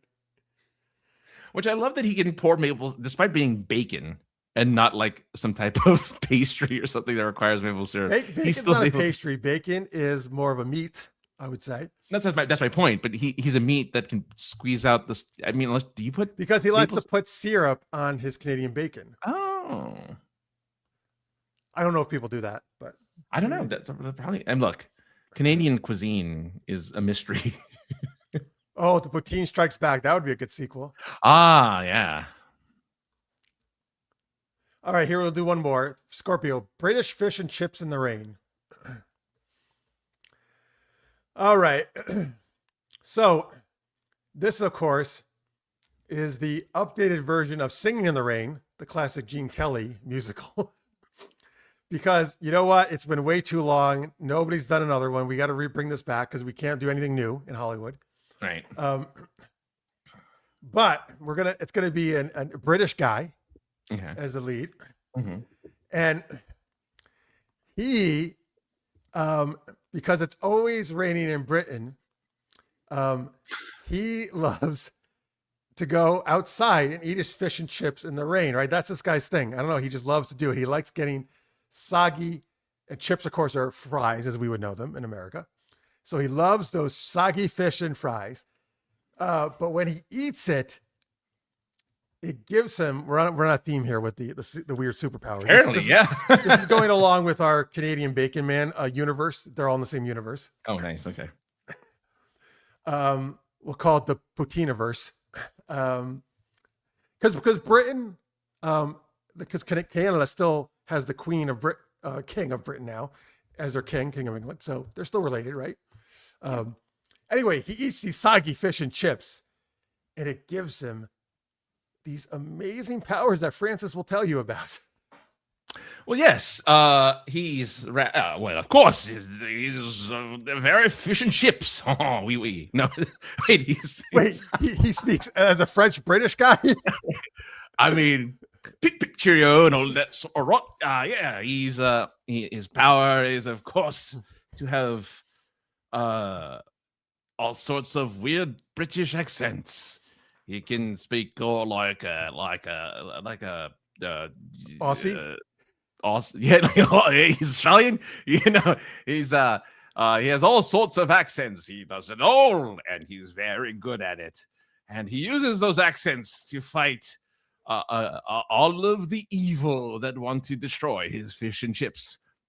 He fights at all of the local British places, like a Tesco and an Aldi and Boots. Mark and Spencer's and a Argos and a Nando's, all of those amazing British places. And then he goes into the Thames. I know it's called the Thames, leave it alone. He goes into the Thames to fight such elaborate villains like Bad Teeth Woman and Cockney Rhyming Boy. Oh, how he hates and them so Panel much. Shell Gal. And Panel Show Gal. No, that's his lover and his best friend, Panel Show Gal. Where he likes to watch her face because it's just a repeat of all of the panel shows in the UK. That's her power. His power is just simply having a bunch of accents, and he uses it to fight. But of course, in the lead up to the sequel, something incredibly cliffhangery happens. What was that cliffhanger? Oh yes, I will tell you. Well, he has to use some of his other accents, like "Oi, Gardner, what you on about?" And Yes. Oh. I'm going to watch some Sean Connery movies. But while he's doing all that, and he's hanging out with Panel Show Gal, a terrible thing happens, which is all panel shows are canceled by the BBC. No. Actually, I wouldn't be surprised. Which, of course, is a huge problem for his girlfriend, because that's how she makes all her money. She doesn't do anything except appear on panel shows. So the big cliffhanger is what's this guy's name again? Fish and Chips in the Rain? Yeah, well, right. Fish and Chips in the Rain. How will that guy save his girlfriend's career, as well as England? Because all the UK cannot survive without panel shows. That's just a fact. No. As a matter of fact, that's a great cliffhanger. How will they get it back? Will they just rely on live shows with Bob Mortimer and David Mitchell? Lee Mack. And Rob Brydon as host. Yes. Or will they have to submit to terrible American reality TV, which will destroy their culture? Look, they just started their own Saturday Night Live. So I read about that. Yes. They have their very own, which is funny because I watched it and they curse. They curse loudly. Well, because you can do that. Okay. You can't do that in New York. You can do that in the UK. Okay, there you go, folks. If you get a commercial, you can refresh, and maybe that'll get you back to us quicker.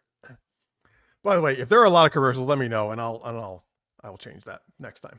This was like a test to see how it worked. All right, there you go. That was Fish and Chips in the Rain, or something like that. Something like that. Fish and Chips is a cover band, Travis says, who dresses like 70s highway patrolman. Oh, while covering fish songs, Fish and Chips, the motorcycle. Oh, I love it. My love for that knows no bounds, because that's hilarious. I do too. I watched Chips as a kid. Sequel from Sticks, Chips Reheated. Oh, God. And nobody likes that. Oh, I've never reheated fries. I think that's gross. No. Oh, every now and then isn't too bad for ads, I suppose. All right. Good job. Oh, thank you. If you're making money, we'll manage Rock On. Well, I'm going to test to see if it actually does make any money for us, or if not, then forget it. So thank you. I appreciate it. All right, there we go. That was our super movie pitch game. 2 great movies there, of course, and 2 super. Although the second guy only had accents, I guess he really couldn't do anything else. This fish and chips guy. And one of them was French. Yeah, that's okay though, because when he meets Canadian bacon guy, he can speak to him in the French accent. That's true. Because Canadian bacon guy can't understand you if you don't speak in a French accent. Oh, that's a power we didn't realize he had. He can speak, that's why he had such a hard time saying those Canadian words in English. Oh, Jose, sorry, I don't understand. All right, let's get to our next super geeky question. Besides Mortal Kombat, hey, there's another movie coming out, folks. You may not know this one. It's called The Sheep Detectives. It's a live action / animated where apparently Hugh Jackman plays a shepherd. Yeah. And he tells his sheep a murder mystery story every night. And then they decide to become detectives when he or someone else gets murdered. That's what I read. It sounds kind of funny, actually. That's fun. So besides sheep, who are detectives in this movie, what other animals do you think would be good detectives? That is the question. I mean, all right, my answer is obvious. I'm not going to use my answer. I'll use something else. Okay, wait, let me check in with the live chat here, as you guys are thinking of answers in the chat or the comments. Our poll question about who's the best Mortal Kombat character. Oh, it's actually pretty close. Raiden and Sub-Zero tied 30%. Scorpius 25%. Oh, my girl Katana's not getting any love, though. Oh, well. I mean, Sub-Zero is my favorite, but Katana would be number 2 for me. Who's your favorite? Mortal Kombat character? I was gonna say Glacier, but that's what's the joke? No, it's not a joke. That's the ice guy from was it something in Killer Instinct? It's the guy, it's the ice guy from Killer Instinct. I have one of the latest game of that. What is he really called? Glacier? I believe it's Glacier. Yeah, I think his name is Glacier. Is that like a playoff with Sub-Zero? Yes, because he only has that. Well, he is a creature made of ice. Oh, okay. So he does have ice power. He has ice powers. Twist: Fish and Chips in the Rain was the movie that ruined Johnny Cage's career, leading to Mortal Kombat 2. Even though I think he's American, though, which would be really funny. Well, that's okay, because the chips gave him the accents. Oh yeah. So, but maybe he can also do American. So was this going to be your answer? Darkwing Duck is so no. My obvious answer was chipmunks would make a great detective. Well, first off, Darkwing Duck makes total sense, obviously, because he was a crime fighter. Were the chipmunks? Did they solve mysteries in the cartoon? They were gumshoes. These 2 gumshoes. Oh, I'm thinking Alvin and the Chipmunks. No, Chip and Dale. Chip and Dale Rescue Rangers. Yeah. You said chipmunks. Aren't they chipmunks? Yeah, but you just said the chipmunks. That makes me think of Alvin sorry. And the Chipmunks. Because you said animal. I didn't pick. I know, but I didn't know. Was animals. I don't know. Chip and Dale are the chipmunks. Oh, sorry. For some reason, I thought chipmunks obviously goes to. For me, chipmunks went straight to Chip and Dale. Because in Alvin, it's in the name, Alvin and the Chipmunks. That makes more sense. Sorry, I should have said okay. Well, when I think okay. All right, Chip and Dale. Yes, Chip and Dale Rescue Rangers. Yes, they are gumshoes. I actually forgot they were gumshoes. That was their whole business, right? Their whole business was they solved cases. They were detectives. Obviously, Dale he must have liked Magnum PI because he wore Hawaiian shirts all the time. Well, that was the thing. They were supposed to. That was how they represented. He was supposed to be representing Magnum PI / Thomas Magnum. Yeah, and then Chip is supposed to be like he's supposed to be like an Indiana Jones character. Oh, he's dressed like that kind of. Yeah. Judy Hopps from Zootopia would be a good one. Yeah, she's a rabbit. That's a good one. Another duck, but Duckman. Maybe was he? I don't remember. Was this character a detective? I don't remember. Well, they don't have to be. Here's the thing: they don't have to be a detective. Oh, okay. You know what's funny? You guys are being smart. You're actually picking animals who are detectives.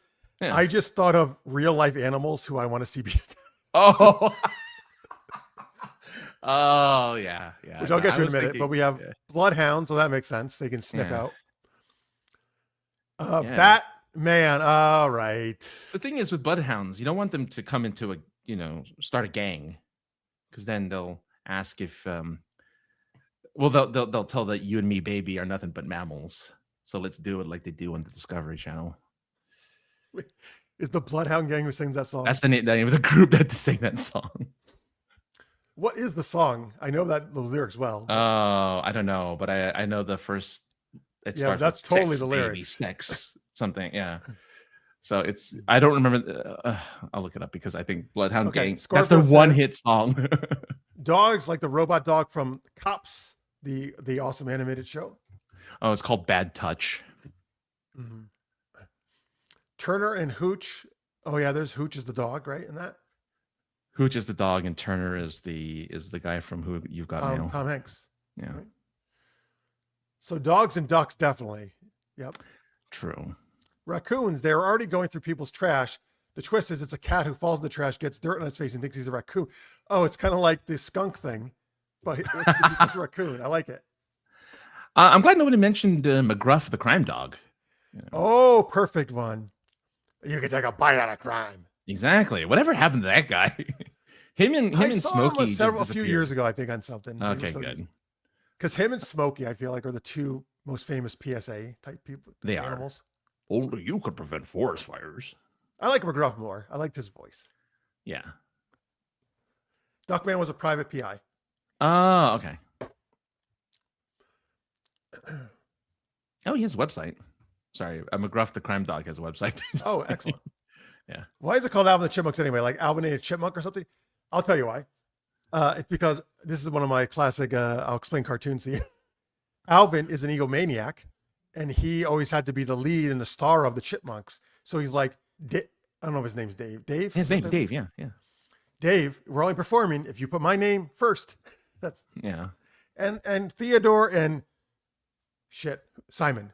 They were so nice. They just went along with it. Well, I mean, yeah. But that's a good question. Who's in jail? A guy from Bloodhound Gang? Who else were we talking about? I don't know. Duckman? Private Investigator. Oh, I like it. Oh, Gato, because Gato's cat. Oh, Gato is cat. Cat's out of the bag, Devin's bag. I get it. Are you making a movie there, Travis? Is this like your pitch for a movie? Because you even have the little tagline there. I love it. So it should be Alvin and the other Chipmunks. Yes, it should be. Yeah. Wait. Oh, do you mean the guy who does the McGruff voices in jail? Oh, the irony. That's bad. That sucks. He couldn't retire. He should listen like to himself. Yeah. Exactly. Oh, the irony. Yeah. McGruff's a good name too. McGruff's a good name. Because he sounded gruff, but he was nice. Yes. He was a McGruff. When did he start? When did that guy, like, he must have... 80s? Early 80s, maybe? Yeah. All right, anyway. I don't have any actual characters because I wasn't thinking that way.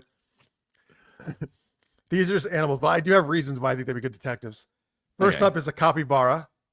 Okay. Because they're cute, but also they are semi-aquatic. They can actually hold their breath for 5 minutes. So they can go on land and sea. They can look at crimes on both land and water. Not many detectives can do that. And underwater too. A gorilla, because gorillas, we actually share about 98% of our DNA as humans. So, right, sure. But chimpanzees and bonobos are the most we share with. But gorillas have I think a pretty good intelligence, right? But they're also very powerful and strong. So they have the brawn and the brains. And Gorilla Grodd, as we know, was a genius gorilla. So Gorilla Grodd specifically would be very good at it. And a psychic. Or not a psychic, mind reader. Okay. He was like, I'll read you your fortune. Come on here and I'll give me your palm. I was like, psychic's not the right word. Oh, come on, Lex. Show me. I'll predict how your Legion of Doom is going to go. He reads minds, or he speaks through the mind, something like that. He doesn't speak. He does things through the mind. Telepathy. I've got kangaroos because Dude, actually, kangaroos are actually kind of assholes. I realized, even though they're really cute, like they're really good. Well, I mean, they're actually pretty fierce. But I look at clips, like both boxing with their hands and their feet. They can balance themselves on their tail and do double kicks. Like They're deadly. They would be fierce. Yeah, they're opponents. aggressive and deadly. Yeah, they're territorial. Yeah, they said if they threw humans or dogs or anything as a threat, they'll go attack it. But they're also fast with their hopping, so they could get around, investigate crimes. They could beat up anybody who got in their way. But here's the other thing: all these creatures, I'm imagining with the Sherlock Holmes cap on their head, and that's why I picked them, because I think it looks funny. Okay. With a capybara or a kangaroo with the felt cap. The and deer like stalker, in the pipe. Yeah, you got to get the deer stalker. Oh, also, I like it, though. the kangaroo though could put all the evidence in his pouch. That would be excellent. Well, if the female ones really are the only ones they can put in their pouch. Well, why can we have a female detective? Are you saying females can't be detectives, Francis? You misogynist? I just didn't want you to generalize all kangaroos. So all right. Do male kangaroos have nothing in the front then? No, because that's a reproductive. But is it okay? Is it reproductive but couldn't they also have a pouch just to make carry the joey, warm the joey up? Is the joey born in the pouch? The joey, I believe the joeys are born. That's where like the exit. Okay, so I actually didn't know. I didn't know if they were born in the pouch or they were just carried or afterwards in the pouch. Somebody tell us if that's what's correct about that. Grodd had an implant that made him smart. Yes, that is true. Oh, there you go. Kangaroo Jacques, the French kangaroo detective. I actually like the movie Kangaroo Jack.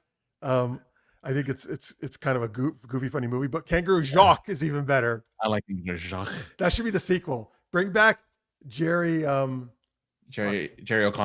Jerry O'Connell and what's his name? Who's now in Law and Order? The comic, the black Anthony Anderson. Oh, he's not in Law and Order anymore, is he?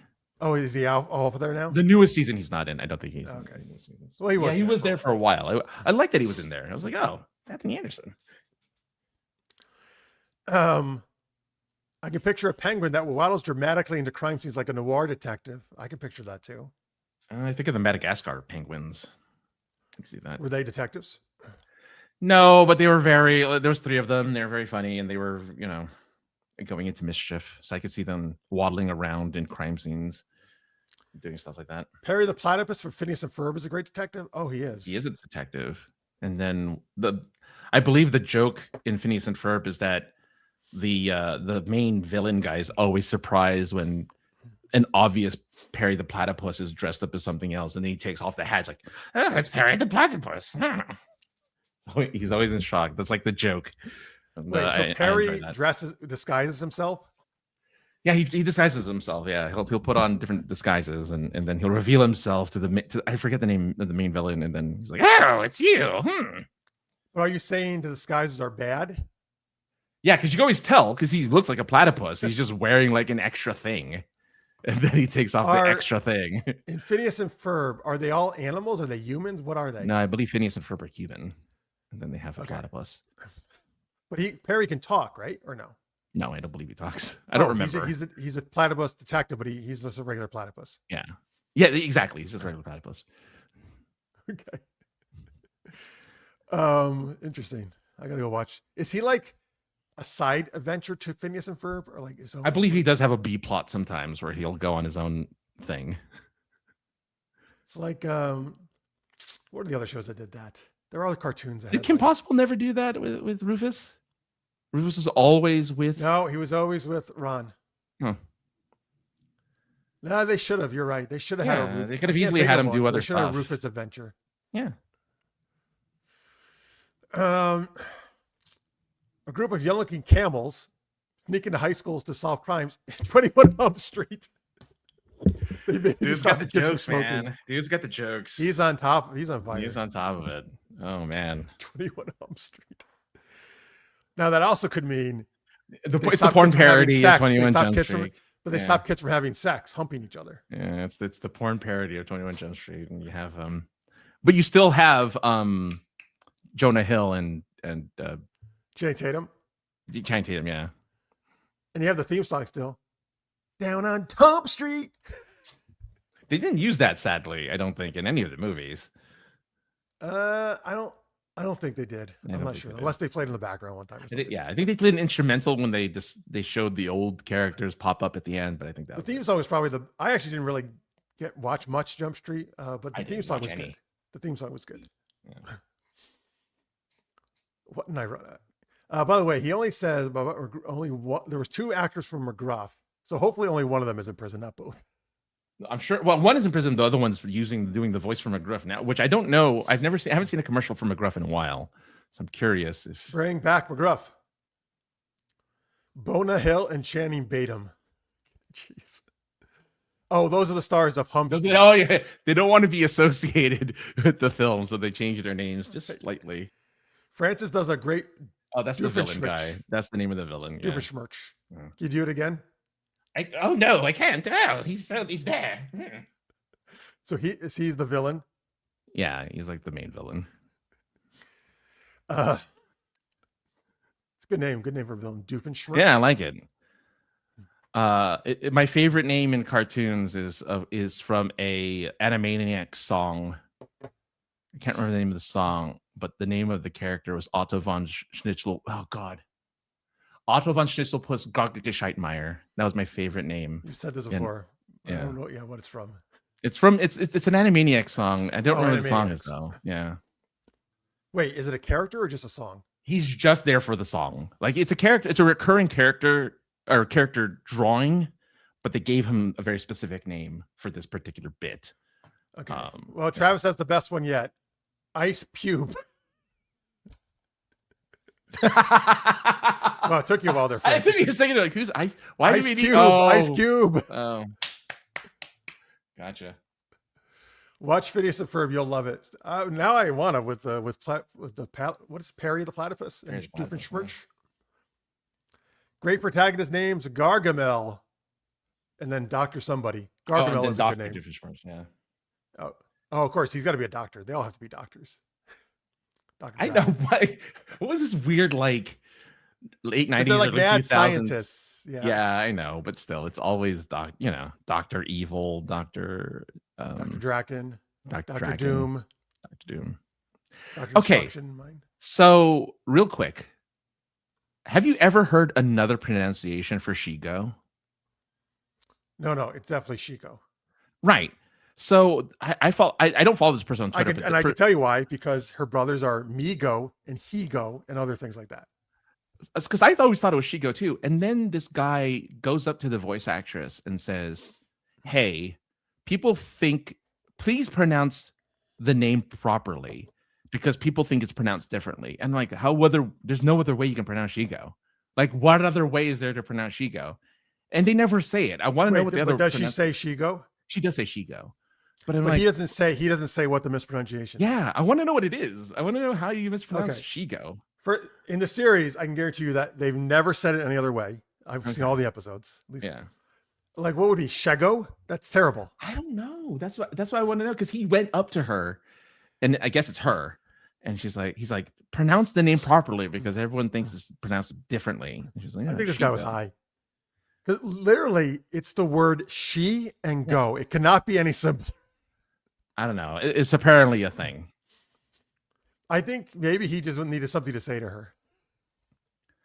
Oh, here's the debate. Okay, I take this for what you will, because this is, of course, Google's AI overview. So I don't know how true this is, but I hope this is the case. Oh, by the way, Stick says Chigo.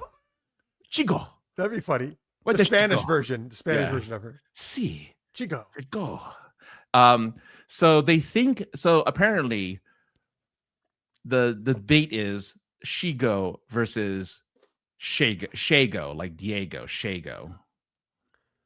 No, there's no debate. That's ridiculous. Not Shago. Yeah. But apparently, Dr. Draken screams Shigo in every episode of that fucking cartoon. And by the way, I love that cartoon, not fucking cartoon, but this debate is ridiculous. He's always like, Shigo! Yeah, no, I'm looking at video. Okay, so there's YouTube videos now. Is it Shigo or Shago? How do you say her name? Is it Shago? It has to be. It's Shago. The Shago. This has been going on for 2 years. Shigo versus Fago? But you're saying Shago, not Fago, right? No, but Fago is a drink Oh. popularized by the Insane Clown Posse. Well, so here's the other thing that drives me nuts. I've always theorized, though, that this is more of a people might not be able to pronounce it. I can't tell you how many people, instead of Lara Croft, they say Laura Croft. Oh, I hear Lara Croft a lot. Yeah, I hear Lara even Croft. people who are huge fans of Lara Croft, they mispronounce it as Lara Croft. Even the Top Cow Lara Croft crossover or a comic book back in the 90s, they spelled it Lara Croft. Ah! I like that. I like that.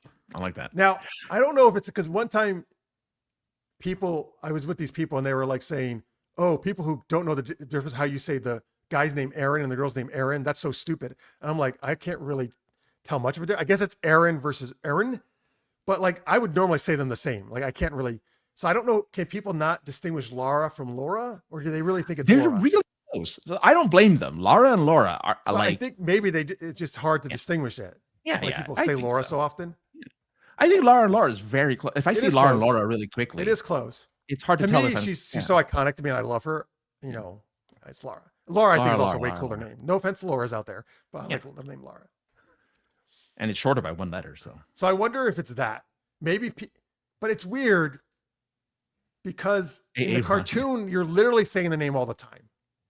Like in the video games, you're not constantly saying Lara all the time because you're just not her usually. Shrug. Yeah, Shrug. I don't know. I didn't think there was a debate until I saw the clip on Twitter, and I'm like, what? That's weird. And so I had to bring it up because I wasn't sure if it was a real thing. But anyway, Fago is a drink. You said popularized by my grandmother. Yes, popularized by the Insane Clown Posse. Is it a real drink? It's a real drink. I've had it. It's good. It's just like soda. Soda. Yeah, it's just soda. Aaron versus Aaron. Okay, no, it's not Aaron. There's a Key and Peele skit where this substitute teacher mispronounces everyone's name because he's so used to the quote unquote ghetto version of a name. So he goes, "Is D nice here? Denise? Don't you?" And he gets angry. He's like, "No." And so one of them is Aaron. And he's like, "Hey, Aaron, are you here, Aaron?" And so that's what he's referencing. Yeah, it's just fun. It's one of the funniest skits because it's just like Key and Peele. Yeah, it's Key and Peele. Yeah, and the last one is of course Timothy, and then it's I forget who's who, but the other guy is there. And he goes, "Present." He's like, "Yes, thank you." So even pronouncing present wrong is like apparently it's a really funny bit. I really it's a good bit. Kangaroo, he's expanding his Kangaroo Jacques story. Hit it. No one hires him. He knocks on doors, asking to solve mysteries. One guy takes his notepad and says, "Here's one. Figure out why this smells like ass," wiping himself. Oh, gross. Yuck. Travis became a gross out comedy. We don't have many of those anymore, so bring it back, I guess. Scorpio, Lara Croft's getting another movie. Can't wait to hear. Well, hang on. She's getting a live action TV series. Yeah, she's getting a TV show, yeah. With Sophie Turner. I did not know about in the movie because I thought they were focusing on the TV show. I don't think it's a movie. I think it's just an Amazon show, I believe. It is an Amazon show, yes. And she is getting 2 upcoming games. One is a remake of the original game. Yes. With today's graphics. And another is an actual new game. Sequel, yeah. Yeah. Sequel to the Tomb Raider Underworld, yes. Going back to that one. Yes, show. Again, I'm always going to be tentative on these because the same people who did the animated Lara Croft show on Amazon are behind this. So I don't know. We'll see. Grain of salt. Grain of salt. What? Yeah. I mean, I really want a great Lara Croft thing. I do think Sophie Turner's pretty good choice for that. I mean, I think she's a really good actress and she looks enough like her, I think. Oh. No, you don't think so? No. The big internet beef was they showed her. Don't say her breasts. Yep, her tits aren't big enough. I saw this one. I'm not gonna say his name. He's one of these classic YouTube guys who's always.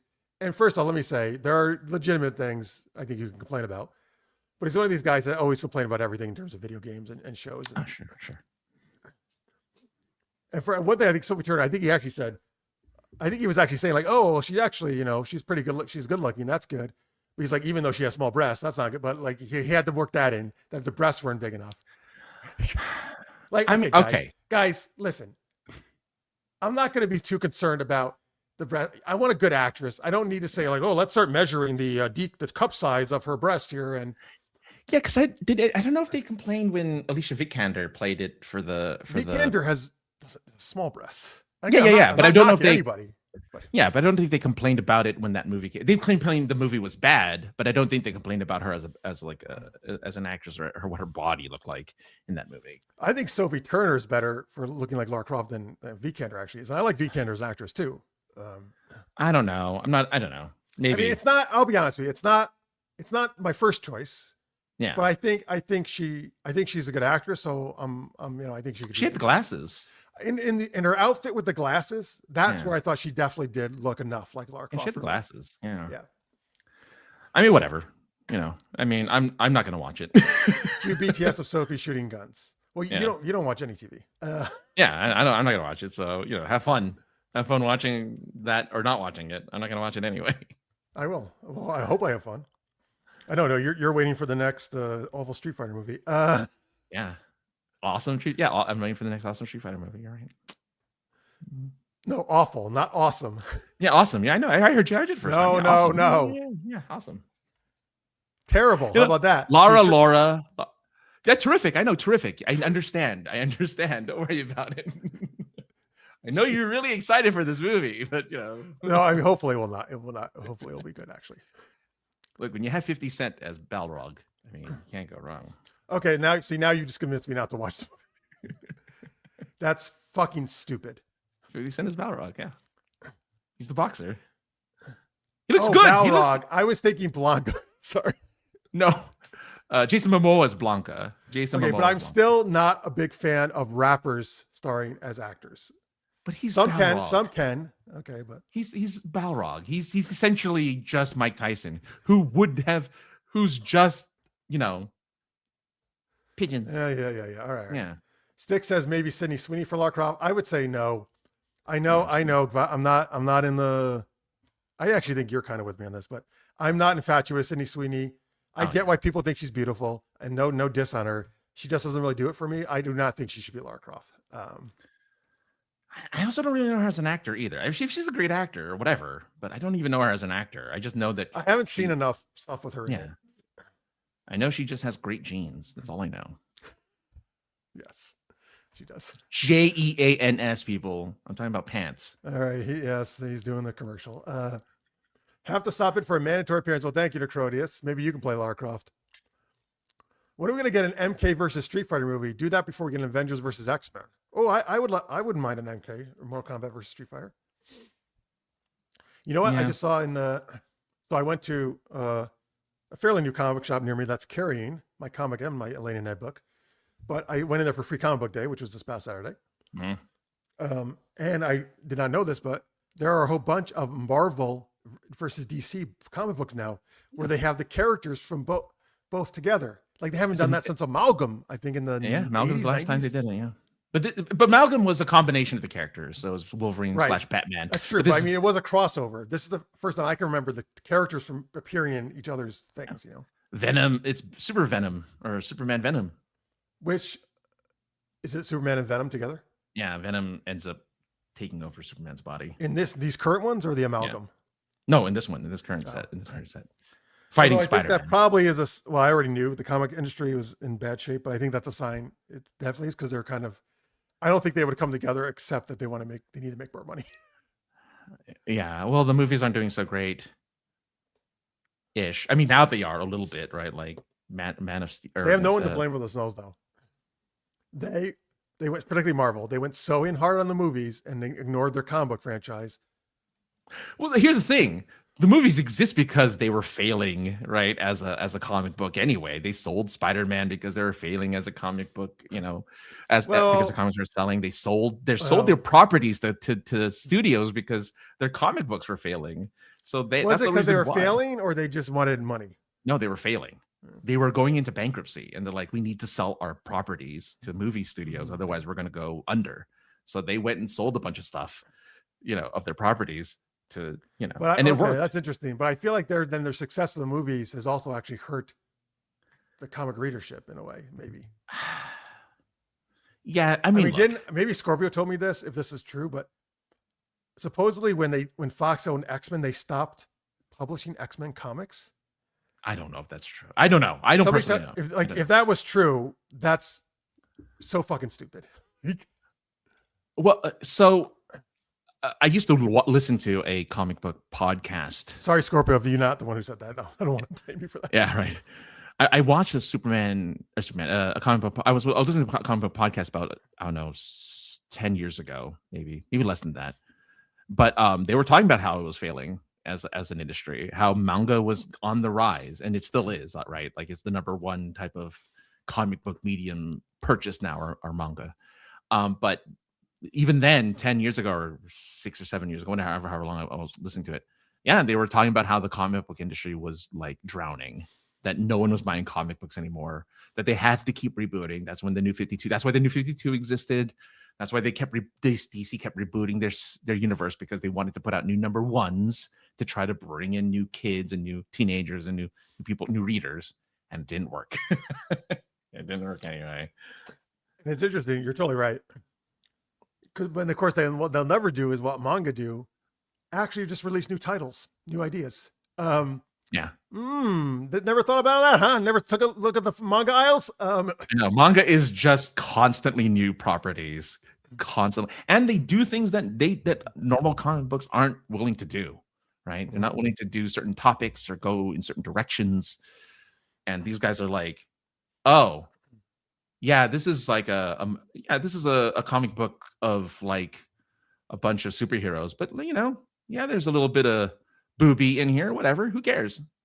We'll show booby in our manga, who cares? No, you're right. Like, yeah, for the last bunch of years now, I read a lot of manga. I almost never read a comic book. I actually just did buy some recently, like when I was there. I haven't read them yet though, and I got some free ones. Yeah. But manga, I can whip through manga real easy. I think they're great. Also, like when I go to in the area, we have a place called Newberry Comics. It started in Massachusetts, but now it's a big chain. That store started as a comic book store, like the original Newberry Comics in Boston. Yeah.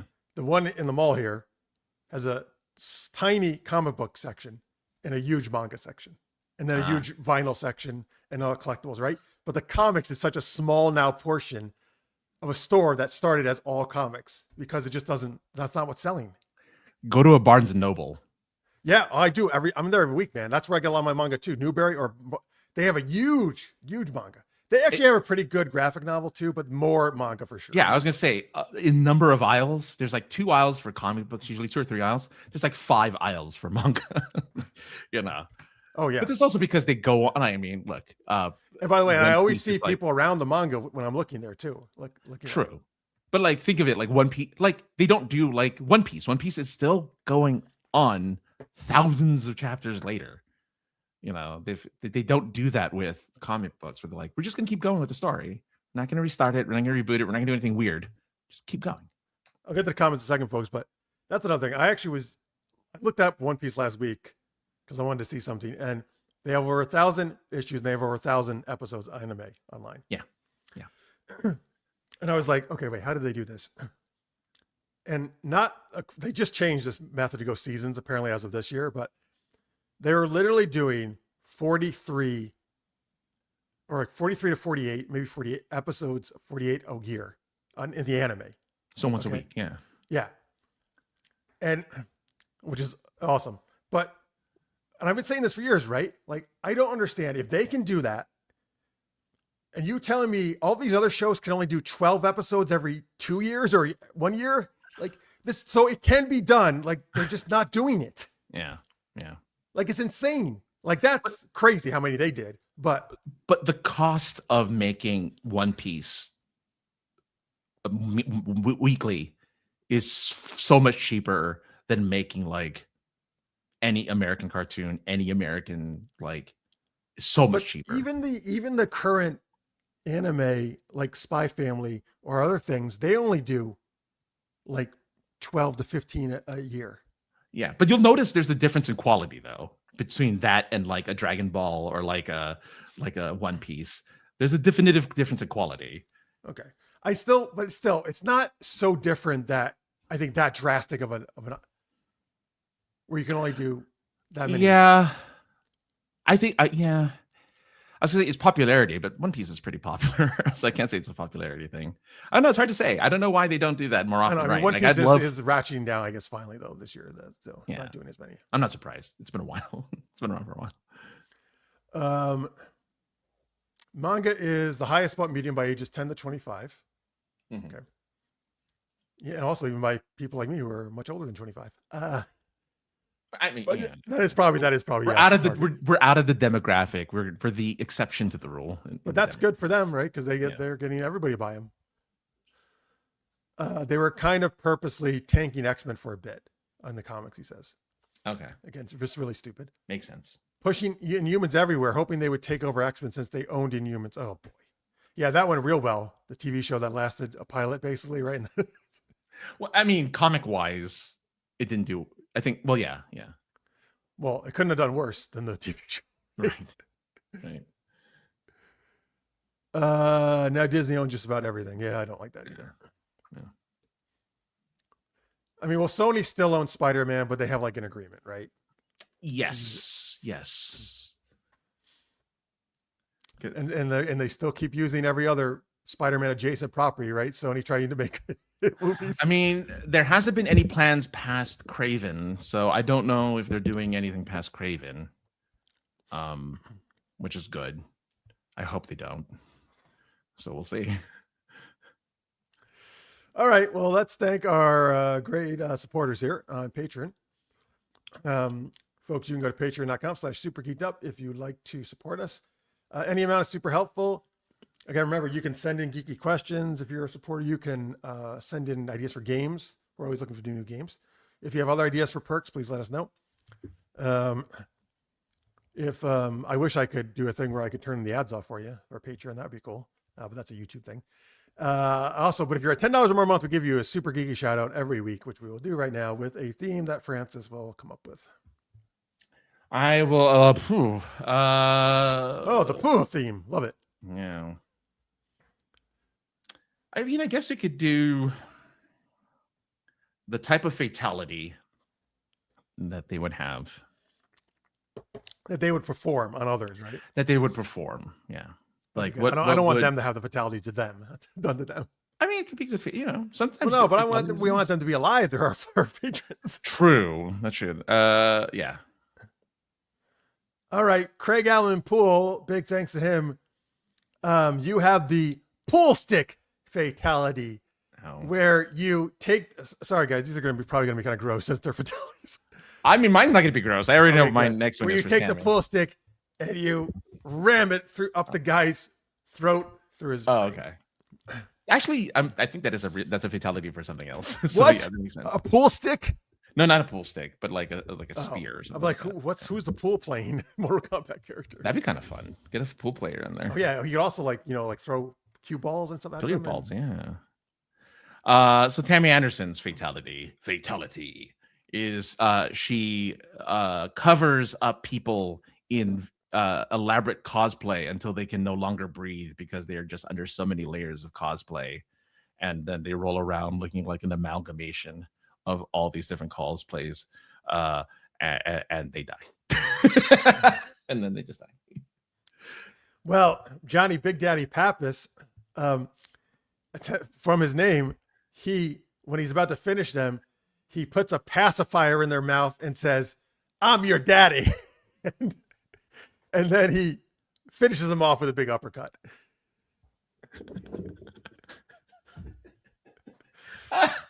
Okay. Dash V. His fatality. He summons all of his creations, every one of them, and they sing a bombastic song that's so rockin', that's so metal, that's so powerful. It melts their face off. Oh. All right. That had nothing to do with his name, though, right? It was just what he does, but he does all the he has his characters and stuff, and yeah. And so it has okay, I get it. No, I get it. Yeah. All right, Jalou fatality. Aha, Jalou you will summon the power, because you love anime, of your favorite anime characters. And give me what's is there like a Dragon Ball special move? What is it called? What's his move called? No, what's what's Monkey D's? Do you know any of these characters? Oh, I don't know any of that stuff. No, Yeah. Goku's. All right, Oh, fine. Goku is the name of the former king of Hawaii, Kamehameha. That's right. So you yell Kamehameha, and what does he do? A punch? Is that what it is? He can do it. Well, it's a fireball essentially, but yeah. Okay, even better. So you send a Kamehameha fireball and you burn your enemy to a crisp, and then you roast some marshmallows over their crispy bodies. I just love that King Kamehameha will always be remembered as Kamehameha. That's where they took it from, right? No, but it's spelled the exact same way. Oh, Kamehameha and King Kamehameha are the same exact spelling.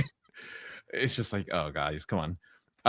Of course, Delaney Parker, writer of lovely novels. Her fatality is, of course, her characters killing you by snoo snoo.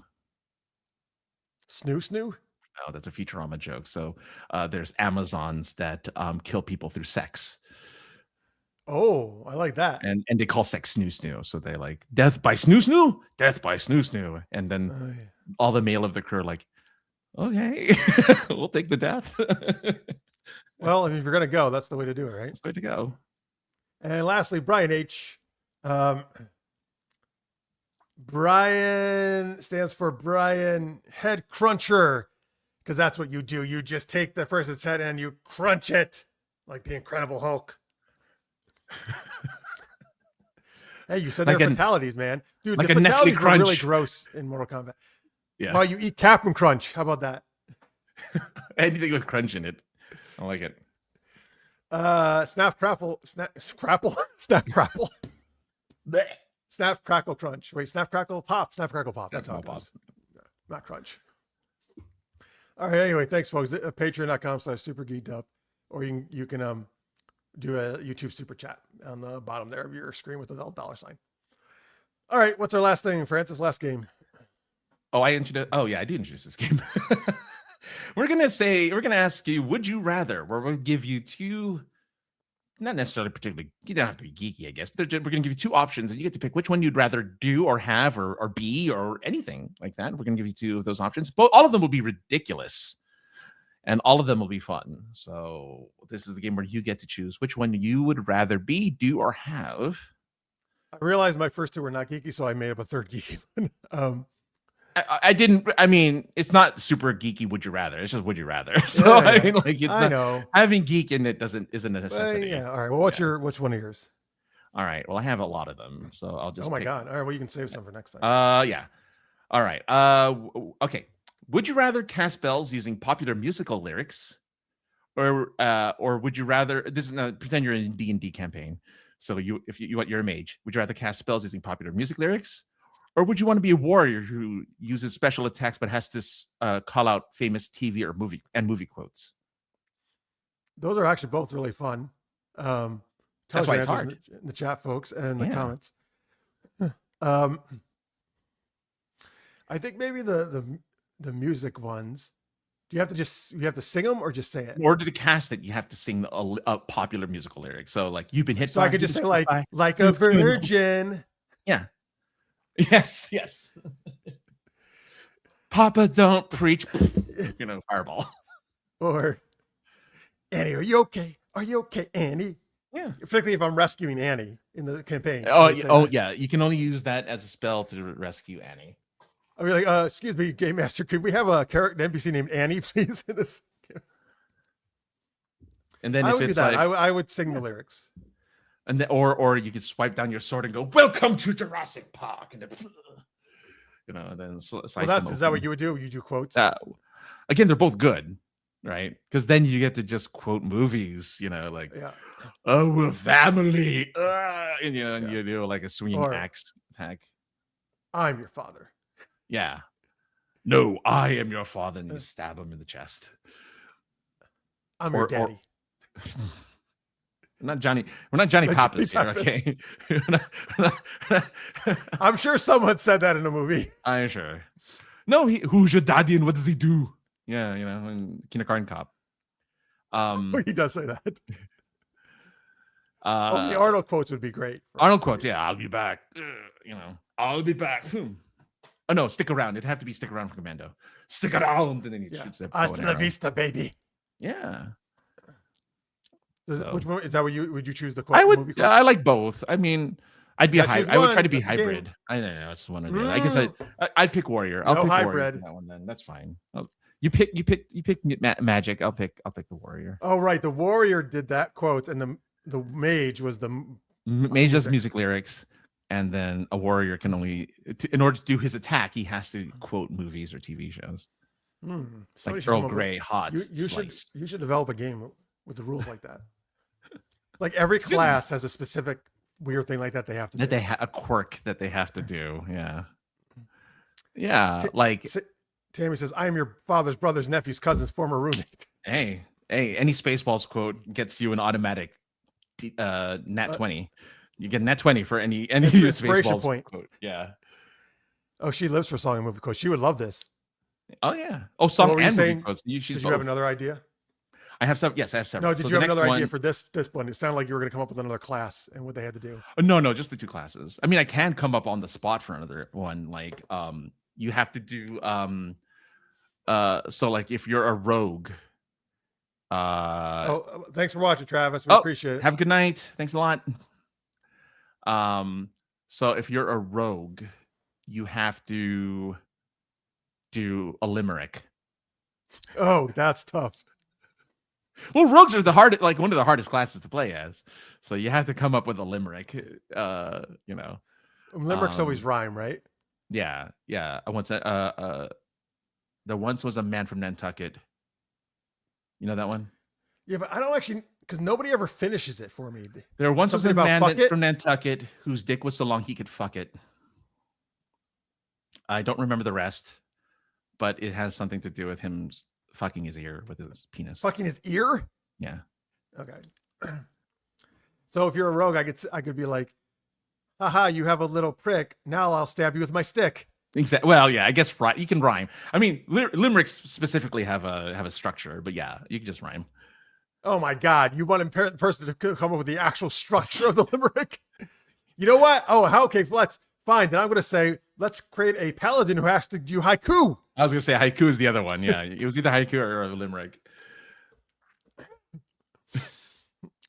Oh, no. Okay, yes. So a priest has to. So in order for a priest character to heal, he has to only tell dirty jokes. So a cleric then. A cleric, right? Priest, that's cleric, like whatever. Clerics are like the healer, priest type characters. So a healer has to tell dirty jokes in order to heal. As he's like putting his hands over the person's body. Exactly. How funny would that be? It's like, oh my God, you have an open gash. All right, I guess I'll have to heal you. What's the difference between a blonde and a mosquito? When you slap the mosquito, it stops sucking. Oh, there you go. You're healed.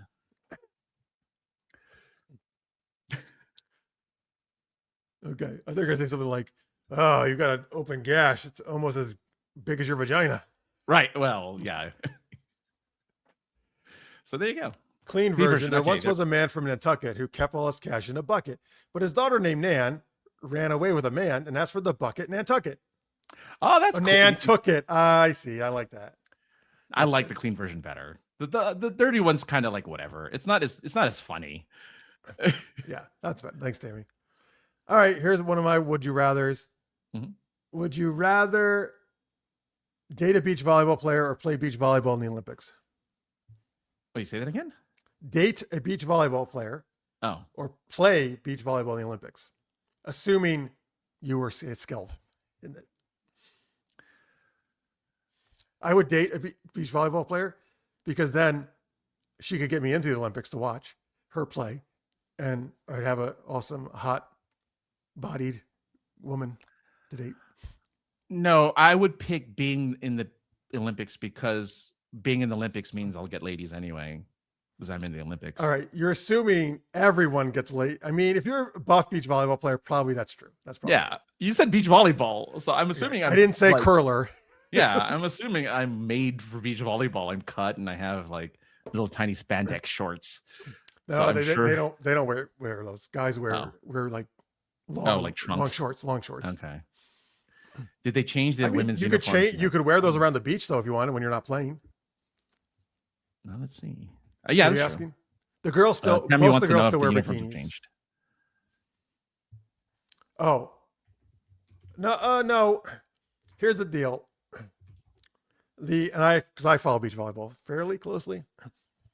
On the pro circuit, women can pretty much wear what they want now. So most of them still wear bikinis, but some of them have taken to wearing shorts now. In some of the events, particularly like at certain times of the year where it's actually not super warm out, they actually wear full armed and legs like spandex covering their entire bodies pretty much. So depends on the weather and the players. It's good that they have it's not like mandatory to have to be like you have to show your at ass one cheeks. point. At one point, I think it was. Can't pass up dating beach volleyball players. Cake by the ocean. That's what I'm saying. But I mean, getting to play in the Olympics and you probably would get a date. That's true. And plus, I feel like you end up because again, 10 was it? However, number of condoms were already gone in like a week at the Olympics. Like, I'm probably gonna sleep with someone from the Olympics anyway. Whatever. Well, also, you know what? If you were in the Olympics, at least you could actually go get into it because we're probably not going to be able to get and watch it. Oh, that's a whole. Because you could actually be there and watch other events then. That's true. Well, I'll be too busy at Olympics campus or whatever it was called, and I'll be too busy. No, not necessarily. Well, here's the thing. Remember, your events. Well, if you do great, yes. Yeah. Depends on when you're eliminated. Yeah. And you have days off still. Huh? You can go see some other events. Should be just a male gymnast because then I'm not playing all the time. I just have one routine, and then I get to just go back and be like, "Hello, ladies." Wait. Hang on. First, male gymnasts. He was a gymnast at one point. Have 6 events they have to do. So that's 6 different routines, not one. Oh, whatever. They're busy, man. You're right, Tammy. Okay, that's a good point. Yeah, see, I'm just like, dude, like that I know for sure I am dating a beach volleyball player. I don't have to try to get one. That's it. I got one. Yeah.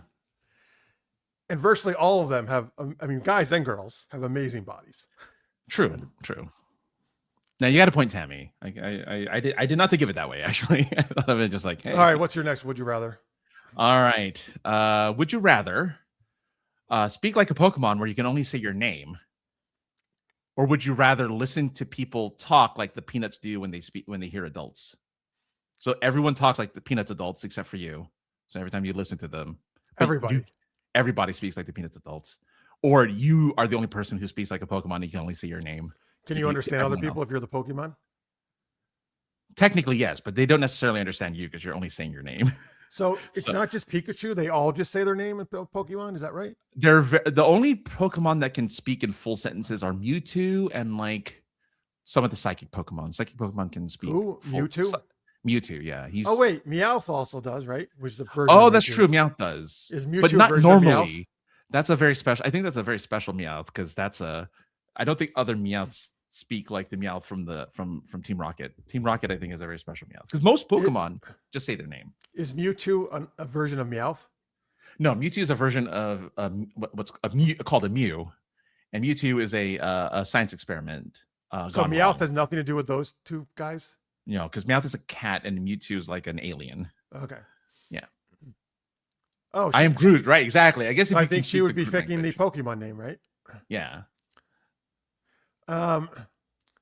These both suck. That's my point. I had a good one and a bad one. I guess I would go with the Pokemon because then at least I would know what other people are saying.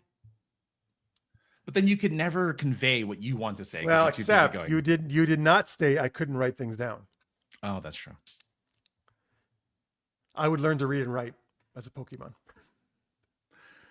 I did. You're right. Because I'm under the impression that you're like the reason why Pokemon could say their name but couldn't communicate anything else because they're a little animal who has no fine motor skills. So that makes sense. Darn it. Okay, you found my workaround. Never mind. You found my workaround. All right. Technically, I guess the same thing for the Peanuts adults. They can just write to me if I want to listen to what they have to say. The people who talk like Peanuts adults, even they go meow meow meow meow or mama mama mama, they can just. So then it would be would it be more annoying for us to have to write everything or to wait for everybody else to write stuff to us. Exactly. Yeah, which is the most annoying. Yeah. Okay, let's do one from Scorpio. Would you rather be given a replicator or a runabout, both from Star Trek universe? A replicator, I think, just because I mean, literally, you can make almost anything. I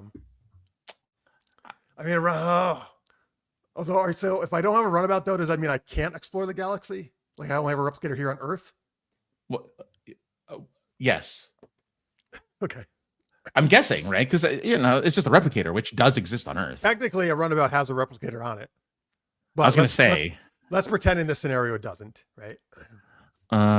What's inside? I need to know what's inside a runabout outside of that. A runabout has two sections: the pilot area and a back like lounge type area with a couch and other things. Right. It's way nicer than a shuttlecraft. Like it's luxury compared to a shuttlecraft. Oh, so apparently they're modular, so you can actually swap out portions of the shuttlecraft for the needs of the mission. Interesting. If that's the case, I will replace the part that normally has a replicator with a holodeck. Okay, a replicator is a tiny thing. The holodeck is a big open space that's bigger than the runabout. It's modular. It'll just be a longer runabout with like a section in the middle that's like That's ridiculous.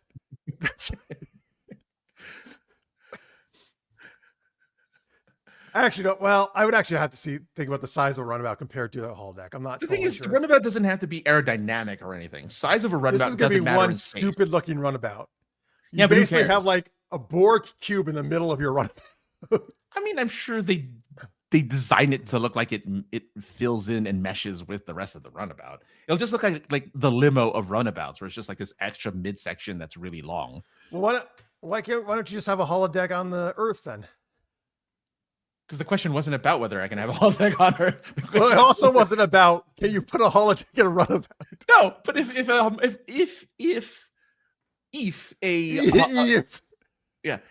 runabout is modular and can be swapped out for different sections, then that's in the scope of the question. Because a runabout, minus the replicator, though, of course, minus the replicator. Yeah. So I'd have to have my own food. I have to have like my own storage of food. See, well, now you have an space just for that, and you're gonna have to keep restocking. I'm just gonna have to bring the Enterprise with me. Like, oh well, at least I have. You'll tow the Enterprise behind you. Yeah, it's like when you see those little cars towing a gigantic RV behind them. It's gonna be just that.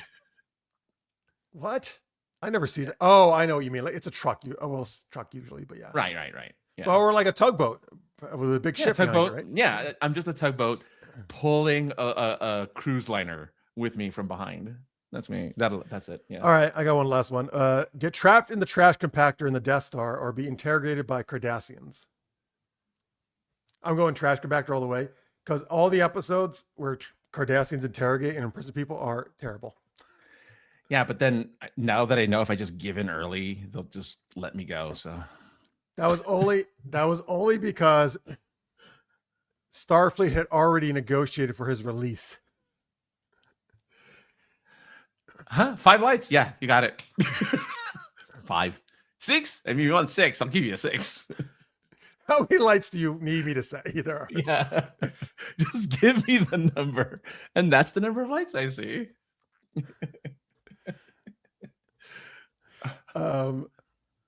Okay. All right. So I guess you're going to be interrogated because you'll just say whatever they want you to say. You're like, what? You want me to give you the secret codes to the Federation ship? Sure, whatever. Fine. Not only do I have that, but here are the security codes for the flagship of the Federation. You want to know all about Section 31? I'm in that too. Yeah, no, you're right. By Kardashians. Oh, yes, that is the best choice, and that's still scenarios. Yeah. Oh, I mean, that actually would be probably very annoying, but at least you have to look at some hot girls. It's like you need me to make another sex tape with you, Kim. I guess. All right. I guess if that's I'm sure that's what she would be asking you. I will do it. She's like, "Oh, buff volleyball player, dude, you want to make a sex tape with me?" Who did she do that with? Not Kanye, right? Ray J. Who is that before? Who's that? Ray J's the musician. Is that before she was with Kanye? That's what she did. The sex tape that made her famous. But is that earlier before she was married to Kanye? Yeah, no one knew who she was until well, she's best friend. She was best friends with. I hate that I know this. She was best friends with Paris Hilton. And then she made the sex tape with Ray J. Does she only go with guys that have Ye, like Ray J, Kanye? She only goes with black men. But is only they have to have Ye in the end of their name? No, because she was with a baseball player for a hot minute and married him. Oh wait, she was with that fucking Pete Davidson. She was also with Pete Davidson. I guess they're not just black, I guess. But yeah, she was with Pete Davidson for a little bit. But she was also with a baseball player that ended up having to, who fought to annul the marriage because it only lasted 20-something days or something like that. He wanted to annul it? Yeah. Okay. She didn't because she was getting fame from it. It was because the show was popular at that point. So she was getting fodder for the show. It's a good reason to marry someone. I mean, that's why she married Kanye. It was because of the show. She didn't marry him for weren't they together Kanye. like 2-3 years or something? Yeah, they have 2 kids. Yeah. Pink says, I've had 2 kids. I can tune all that out. Oh, there you go. The Kardashians out. Okay, that's good. I like that. There's an episode of I've been watching a lot of Orville clips. I haven't been watching any episodes of Orville, just clips of Orville. And one of the clips is there's an alien race that wants to, like, I guess, imprison creatures from other planets to see how their lives are. I've seen that episode. Yeah, and then the compromise what they got was they got reality TV for humans, so that that was their entertainment, was to watch reality TV. I don't remember. That's how they got him out of it. That's how they ended. Yeah, that's how they got out of it. Was like, oh, I have a good alternative to having to keep humans, and they gave them housewives and all that stuff, like real reality TV. Which I'm like, that's pretty impressive that they got the rights to put out as a thing for this show. That's funny, but yeah, well, none of those shows care, right? They just want publicity. True. The fact that they're still popular really throws me off. Oh, I think I've said this many times. The reality TV, I think, is the worst thing that ever happened to television. Great Oracle. Yeah. Oh, see, Tammy knows. She's all over the Orville. You know, have you ever thought of if you take all the time you watch those clips, you could just watch a full episode?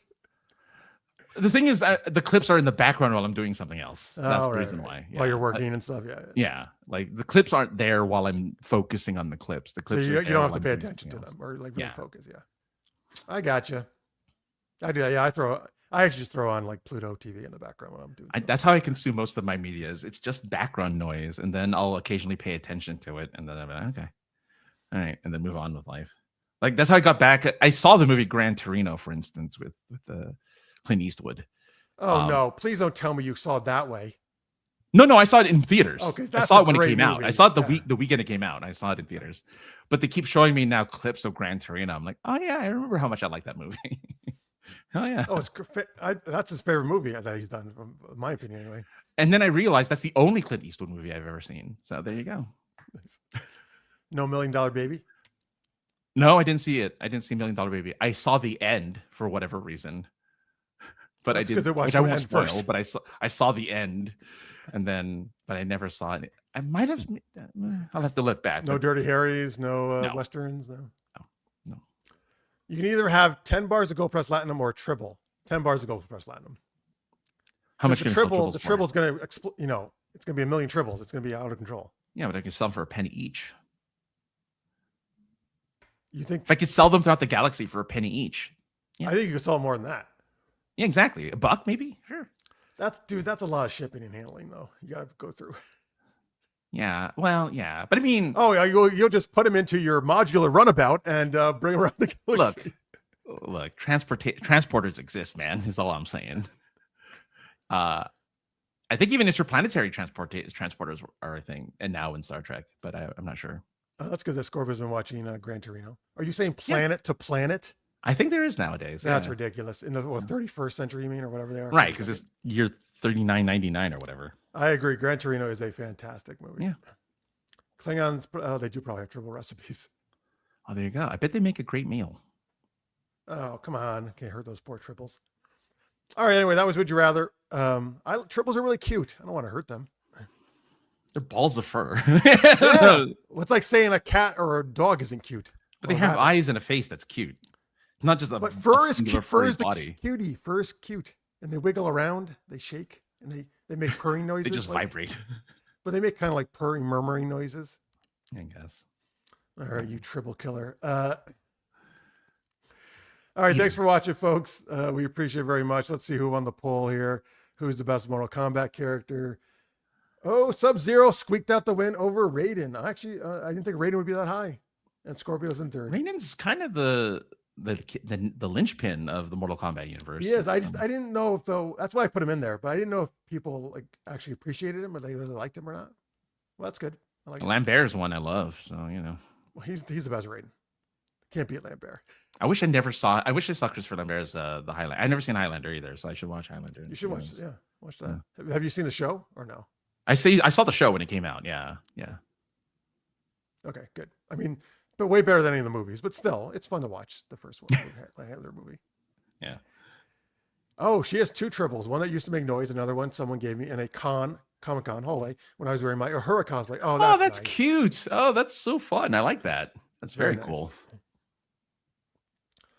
All right, folks. So we'll be back, of course, next Wednesday. Let's see. Francis did a POI podcast with Josh Hawks yesterday, right? We did. We talked. I guess the biggest topic was we talked about the emo scene girl from the Best Buy / GameStop commercials and how scene girls are back. Emo scene girl?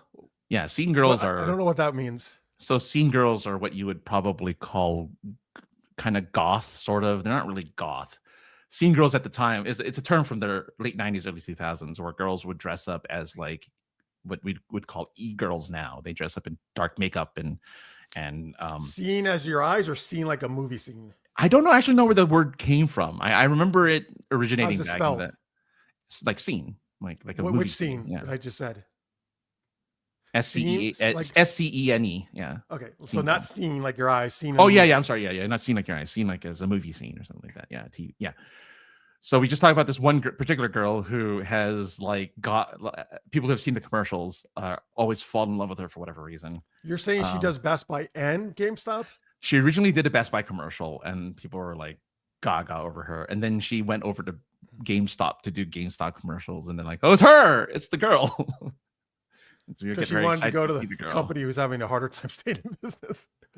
I know they're both struggling companies. Well, I think Best Buy is probably doing better than GameStop because Best Buy does not rely on games. Yeah, that's true. That's true. Although here's what's weird? Again, I think I mentioned this, but whenever I'm in GameStop recently, it's usually pretty busy. It's usually a bunch of people in there. Oh. I wouldn't know. I haven't been to GameStop in a while. So seen as in like the culture. I get it, Scorpio. Thank you. Oh, okay. Thank you. I knew it was a term and a thing. I just wasn't. Yeah. Okay. It wasn't my kind of. Is she a cute girl? Yeah, she's pretty cute. Yeah. Not not my style, but definitely Josh's style. Oh yeah, that is. No, Josh's current girlfriend looks very much like this girl. Ah, okay. Yeah. He was all over that then. Yeah. So okay. I like how that show is. Josh says basically, right, like, hey, I want to talk about this, and you're probably like, okay, whatever. Yeah, I told them I'm just here to root you on. Yeah, normally I'll throw in some puns, and well, the thing is though, what I love about Josh is that he'll look at he won't read into any of the stuff that he wants to talk about. He just wants to talk about it. So he'll bring up like the like the airline thing. We talked about Spirit Airlines going away. He's like, I don't know why. I don't know what happened. And I'm like, well, I read up on it. Let me tell you. Or it's, it's whatever. You know in advance you're going to talk about it? No, normally luckily he talks about the stuff that I'm already kind of like looking into because it shows up on my timeline. Like, oh, I know this. I know what's happening. Don't worry about it. Yeah. Well, if you weren't, I guess you guys would be like, oh, I guess we don't know what to say about it this then. We've had that. We've had moments like that for sure. We've had moments where we're just like, so that happened. It did. Okay, next segment. And then we talk about the next thing. Yeah, we just move on to the next thing. That's funny. All right. Anyway, there you go, folks. POI podcast on Twitch. Check them out. Yeah. And all right, thank you again. Thank you for watching live or in post. We appreciate all your comments, all your Patreon support, and all that stuff. We'll be back next Wednesday, 9 Eastern, 6 Pacific. Yeah. Hope the ads didn't tickle you too much. Maybe they tickled and delight. Yeah, maybe it tickled you lightly. Hopefully it tickled you delightfully. All right, folks. Thank you so much for watching. Until next time, stay geeky, everybody. Bye.